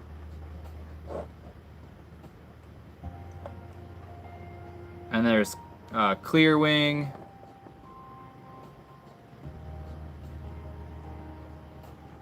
I think Clear Wing's in Milwaukee, or they have a place in Milwaukee. There's probably multiple. Yeah, PRG. I just saw PRG cases yesterday at my gig.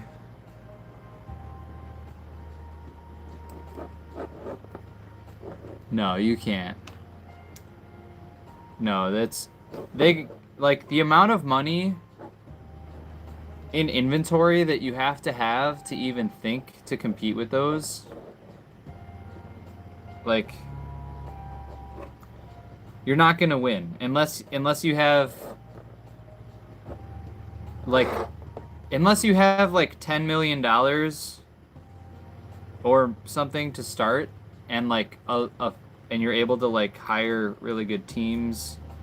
Like, there's just so much to start. You know what I mean? You would have a lot of ground to make up if you were trying to start. Yeah, Claire Global, and Solotech. Yep. I think some of my stuff yesterday was from Claire too. I don't know.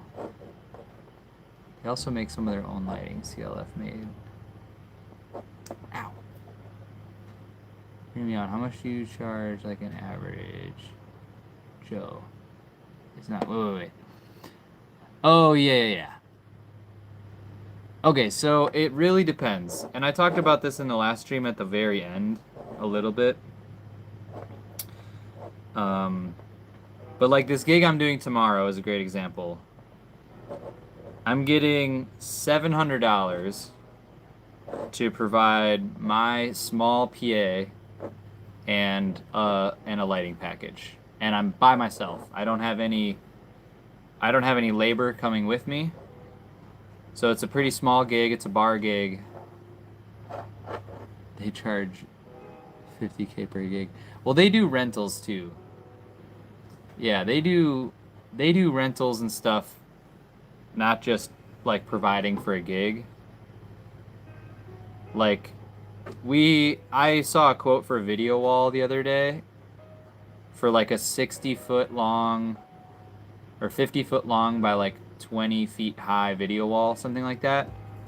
And it was like 27,000 or something like that. It was like 20,000. It was over $20,000 to rent a video wall for one day. Oh, that's cool. Yeah, I probably should rent stuff more often, but I don't. But I like my own stuff and being like really knowing what's going on and setting it up ahead of time. And I'm also not doing a lot of gigs where I need a lot more.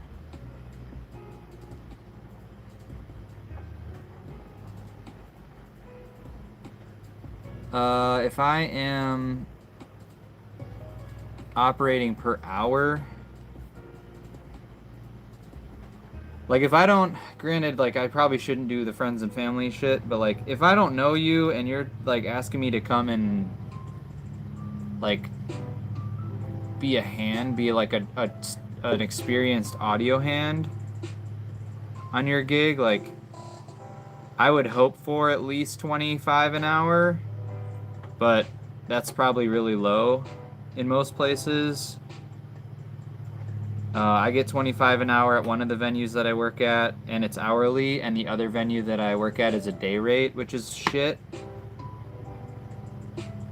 But 25 an hour is like minimum I would ask for to like be an audio tech. And I honestly should probably be getting more like 35 an hour. Like 30 to 35. Granted, I'm in Wisconsin, so the market's different. So, you know, we should probably be getting 30 to 35 an hour for reputable venues. No bar is ever going to pay you that. You know, none of these small places are going to pay you that. There was one gig I worked at this venue in Milwaukee that I'm not going to name. And I worked one show. And I got my paycheck and it was $150. And I straight up emailed the guy and was like, "Hey dude, thanks for you know, bringing me in, and the gig was cool. But I got my paycheck and it was only $150 for a show, and I just cannot work for that low." And I basically told him like I need to be making like $250 per show minimum, or it doesn't make sense for me to do gigs for you, because it was like an hour drive away. Yeah. 25. Okay, I'm really bad with this. Is that pounds? Because isn't that like technically less US dollars? Like if you had 25 of, if whatever that is, that euros or pounds? I don't know what that symbol is. I should know. But isn't that probably more like $17 an hour or something? Euros. Okay. Thanks. Sorry. I don't know what the equivalent is.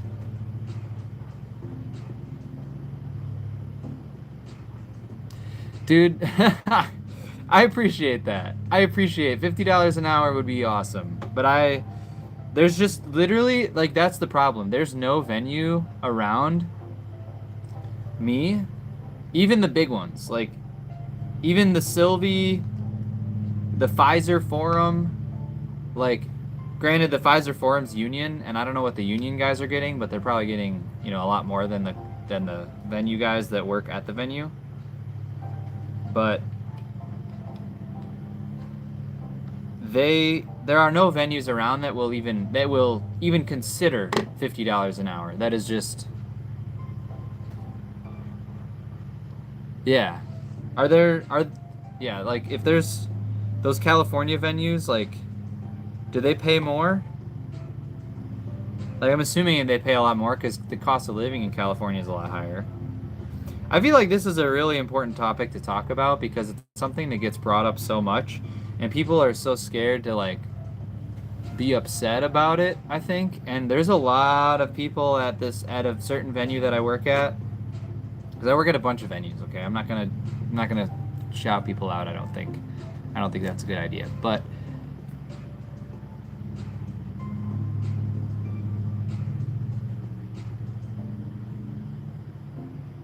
yeah, so like there's this one particular venue that I work at where the stagehands start at 15 an hour, which to me is so fucking crazy, because you can go work at Quick Trip, which is a gas station by me if you don't know, or a BP or some shit, and make that much money an hour, and you're not like the I guess what blows my mind is you're gonna pay somebody $15 an hour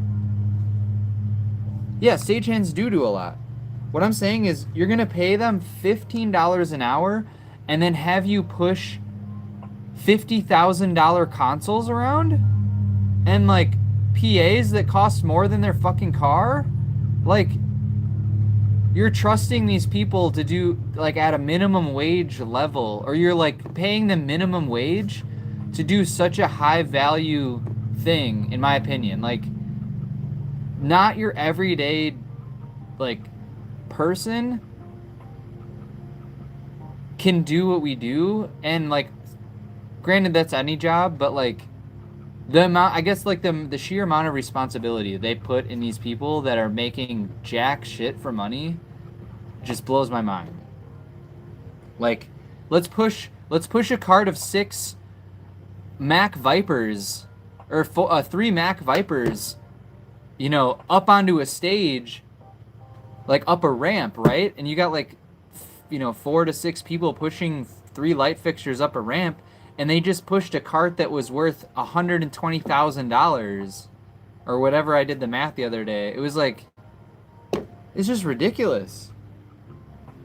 Like you're gonna run, like you're gonna plug in cables and stuff into these expensive things, and then pay them minimum wage is just crazy to me. All right, there's number 2. We got one more to do. And then the audio text. You know what I mean? Yeah, exactly. The stagehands are so important. Everybody's important. But the stagehands are literally doing the hard work, like the muscle work. We as techs do the smart work, so to speak. But and I do both. I bust my ass, and like I'm putting up my own PA and stuff. And when we do audio at the venues, like you better bet your ass that I'm putting out my own wedges and I'm flipping my own console and setting up side fills and running all my cables. Like I'm doing that. Stagehands aren't doing that. The venues that I work at are non-union, and we do the work part too in terms of the audio stuff. So if I'm doing that and mixing your show, I feel like 25 an hour is light, and the day rates that I'm getting at certain places are pretty cheap too. Like the highest day rate that I make at one of my venues is $300, which isn't bad, but it's not great either. And and if you work in the smaller rooms, you get less money. You get like $250 for the next room down. You get freaking $175 to work in the second to smallest room. Like it's just crazy to me. Like unless it's a 4-hour show and it's like a white glove show where you walk in and you like I don't even know what that show would even look like to be $175. Like that's so low. So I'm glad that I found some better paying venue stuff, but around here it's just tough to make more than like $20 an hour, whether it's a day rate and split up, or whether it's like actually an hourly rate. Sorry guys, I gotta check my messages again real quick. All right, one more cable to put the ends on. So doing my lighting jobs, me building the stage. Yeah, I agree. That's cool too. Like, it is nice when you set up your own audio stuff too. Like, setting up the consoles and the monitors and patching everything, because then I know what's going on. Like, it honestly sucks more when I go do like a show at a venue that the stuff is like pre-patched, because then I don't always know 100% what's going on.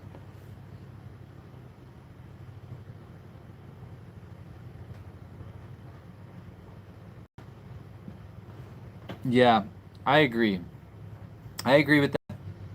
I also think it's dumb to pay the techs hourly as well, because a lot of times, especially if you're working with touring artists, you're kind of sitting around a lot while you wait for them to like build stuff, and while you wait for the trucks to get dumped, and like there's just a lot of stuff there's a lot of downtime, you know what I mean? Where like the hour you're paying me hourly to not do very much for a lot of time, and then I'm doing a lot in a short amount of time, like at certain points in the day. Yeah, it's. I also think that. How do I phrase this? Like, when. Oh, the other thing that the one venue doesn't have, like that's only paying the stagehands like $15 to $17 an hour, they don't have 4-hour minimums.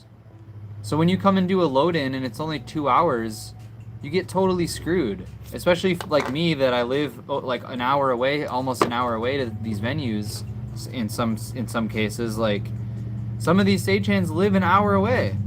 So you're gonna come in for a load in for 2 hours, 3 hours, and make like $40-50 at the most, and then you gotta go home and fucking do nothing all day and then come back at the call time, dude. Oh my god, it's bad.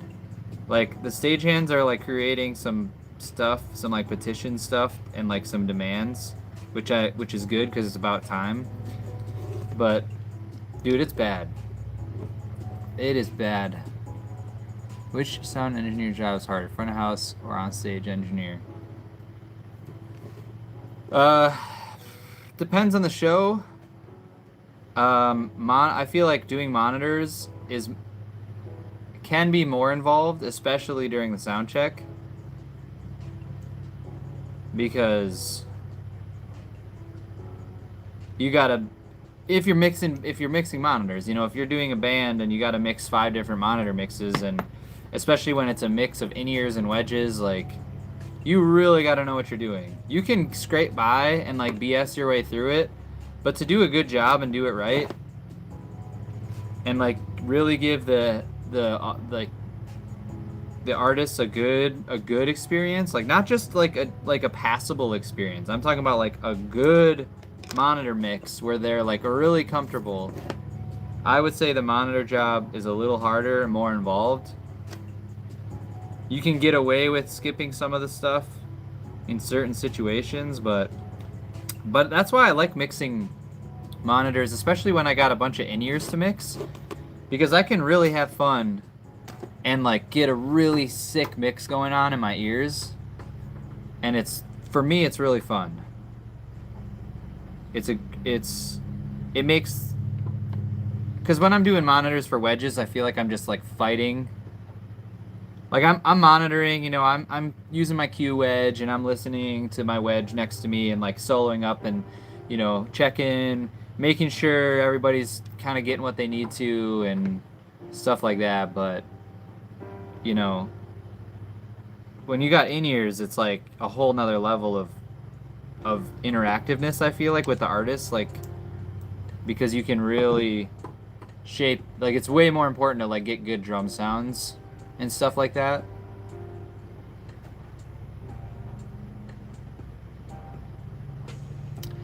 Yeah, I agree, David. Davey, like, you're there for 2 hours and you got paid for 2 hours, but like, when, like, you'd have to have multiple jobs then. You know what I'm saying? Like, if you're trying to, if you tell, this is the problem, is you have to,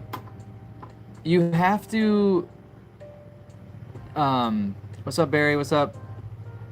What's up, Daroba? Good evening from the Netherlands. Sasa, what's up? Yeah, so this is the problem. So if you're telling the venue that you're available for a certain day, because usually that's the way the scheduling works, is you have to like put in your availability, and you kind of like, once they book you, you kind of have to block out your whole day. You know, it's hard to have a second job and like go home or like go to another job between your in and your out. Like if you have a 2 or 3 hour in and then a 2 or 3 hour out, you know, that's only 4 to 6 hours for that day, and you kind of have to burn the whole day a lot of times. Does that make sense? Like if you're gonna commit your schedule, also a lot of venues don't have shows every day. You're not working 5 days a week, so you're not working 40 hours a week consistently, or whatever you need, right? Like freelancing, yeah, exactly. So and that's what I have to do. Like I have to work at two venues, and I have to tell one of them no sometimes because I told the other one yes already, and they get mad. But it's like, dude, you guys don't have enough shows for me to only say yes to you, and you don't pay me enough to say no to other jobs. You know what I mean? Like it's sort of a weird problem. So it's I don't know. I totally from a business owner, I get it. Like somebody came and worked for me for 2 hours, I should only have to pay them for 2 hours. I get that. But it's more than just the hourly pay to me, it's the value I have in that person. Like I'm gonna pay you really well for 2 hours to come and like get this thing done and and like basically make the company happen. You know what I mean? Because you're literally the hands. If you didn't have the stage hands, there'd be no show, and that's just an integral part, I guess. Normal club times 2100 to 4. Okay, yeah, so late at night.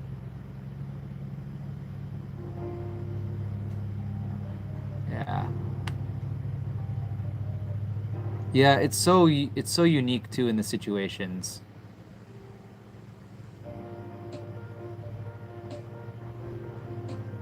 Exactly. I feel like I just said that. Exactly, costs. Freelance at a theater, several bands. Yeah. Oh, 100% Dustin. 100%. This shit is not for the weak. I will say that. Because you gotta really. Like, I'm here on a Thursday. This is my day off. And I'm, like, working more. Because I'm prepping for my. I'm building my company, right? And, like, literally building stuff. Because I understand that you just need to have multiple sources of income in this industry unless you're on a retainer with like a big artist and you have that luxury, but most people do not have that luxury. And I know it's a choice. Like we chose to work this industry, but it's still an industry and it's a little broken. I think it's a little broken. I think is kind of the moral of the story. Like I feel like things are getting a little better. Like there are companies you can work for and make a lot of money with, and like, you know what I'm saying? Like there's a lot of good, but there's still a lot of stuff that's not good. A lot of venues that don't pay enough. A lot of misconceptions of what the job looks like and how much money you make, and everybody thinks, oh my God, you work at the venue, you work with these big famous bands, it must be great. Must be, you probably make a lot of money because you're working with famous people, and it's like, no, not exactly the case. There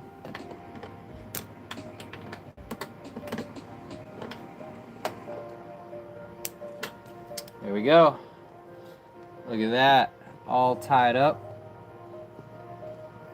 with the ends looking nice. This is a 30-footer. I gotta put orange tape on this. I just E-tape. I gotta put orange tape because my yellow color is 15 feet. Orange is 30 feet for whatever reason. So I gotta change that out. Cool. We got that done. Let's see what else is on my to-do list here. I might have to call it pretty soon because I gotta go. I got a date night tonight. It's my day off, so I gotta have the date with the girlfriend, It's important. I have to pack the XLR and the power bag. I can do that later. So, let's see. What is a weekend? Yeah, dude. Exactly. Exactly. Keep getting told don't do free gigs in the same time when I don't have any work. What do I do? Yeah, yeah. Dude, I'm sharing this trouble. What's up, DJ 2 Trap? Coming in a little late. That's okay. Yeah. Not having weekends is tough. There's a lot of stuff we can keep talking about. I think this is a good chat. It is getting time for me to dip though. I gotta go home. I gotta get ready for my date night, and I'll pack a couple other things. I definitely did not get as much stuff. No worries. Yeah, I'm just trying to do the lives randomly. But yeah, I gotta go. I gotta go get ready for my date night, and I'll get some of the, I didn't get as much stuff done as I wanted, mainly because I feel like I should have expected that, jumping on the live and chatting with everybody and get lucky with the girl. Um, yeah, it'll be a fun gig tomorrow. I think I'm ready enough, and I'll just like pack a few things, and I'll have to pack in the morning and pack my van in the morning. So I think, you know, with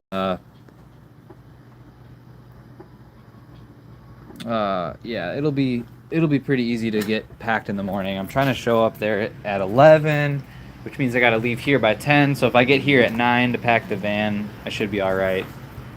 We're gonna put all this stuff, 2 subs, 2 stacks. I'm gonna ground stack them because it's in a bar, and I got the new wedges. Taking those. They got the rack, the wing, the 2 lighting carts. Everything's kind of already put together. I just got to push it in the van, pack a couple cable bags, and push it in the van, so it won't be too bad. Gravy gig tomorrow, nice. Nice.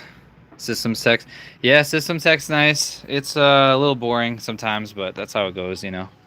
I had a system techie kind of gig yesterday. I didn't mix anybody, but we made that cash money. 14 and a half hours hourly pay. It was pretty good. So, all right, guys. Yeah, I don't know if I'll vlog the one tomorrow. It depends, because like I'm doing sound and lights and setting up, and my load in, there's no flat push. Like we got to use the ramp to get up or down some stairs. So might be cool. Might be cool to vlog it. I'll see. I'll think about it. But I still got to pack my mics in my Pelly and pack a few things, so the camera's kind of the last, you know what I mean, the last important thing. I gotta focus on the gig first, gotta focus on making sure we do the job voice crack, do the job well. And you know, these guys are hiring me to do their album release show, and I want to give them a really good show. So my main focus is going to be doing that, and maybe recording the show on a thumb drive for them. And if I got time to put the camera on or get the camera up, maybe we just do a sound check tomorrow. Like we'll just get the camera up. I'll try to record the sound check. I don't know what would be interesting for you guys or for the channel. I guess there's a lot of other people that aren't here to give their opinion, but anyway, I digress. I need to get out of here and need to finish like a couple more things up and just really hyper focus for 10 minutes here before I leave. So I will catch you guys in the next one. I will try to stream some more. Anytime that I'm packing and doing gig work or doing like prep work and doing building stuff, I'll try to throw up the live. I feel like that's because I can't be really recording a video or editing a video when I'm working. So like I'll try to get on the live and do this more often. And then when I do have more free time where I kind of don't have a lot of shop work to do, but I got my whole list of videos I want to make, I'll get some more videos out. So appreciate everybody that's been waiting for the Wing episode 3 and all the other ones and stuff about the MA. Appreciate all the you know, suggestions for videos, and I will be getting to them. Just been a little busy lately, which is good. So anyways, peace out, guys. We'll catch you in the next one. Hope you guys enjoy your day, your night as well. Thanks for joining. Thanks for chatting. Super cool. It's been pretty sweet sometime. So far doing the lives. So cool. All right, thanks guys. See ya.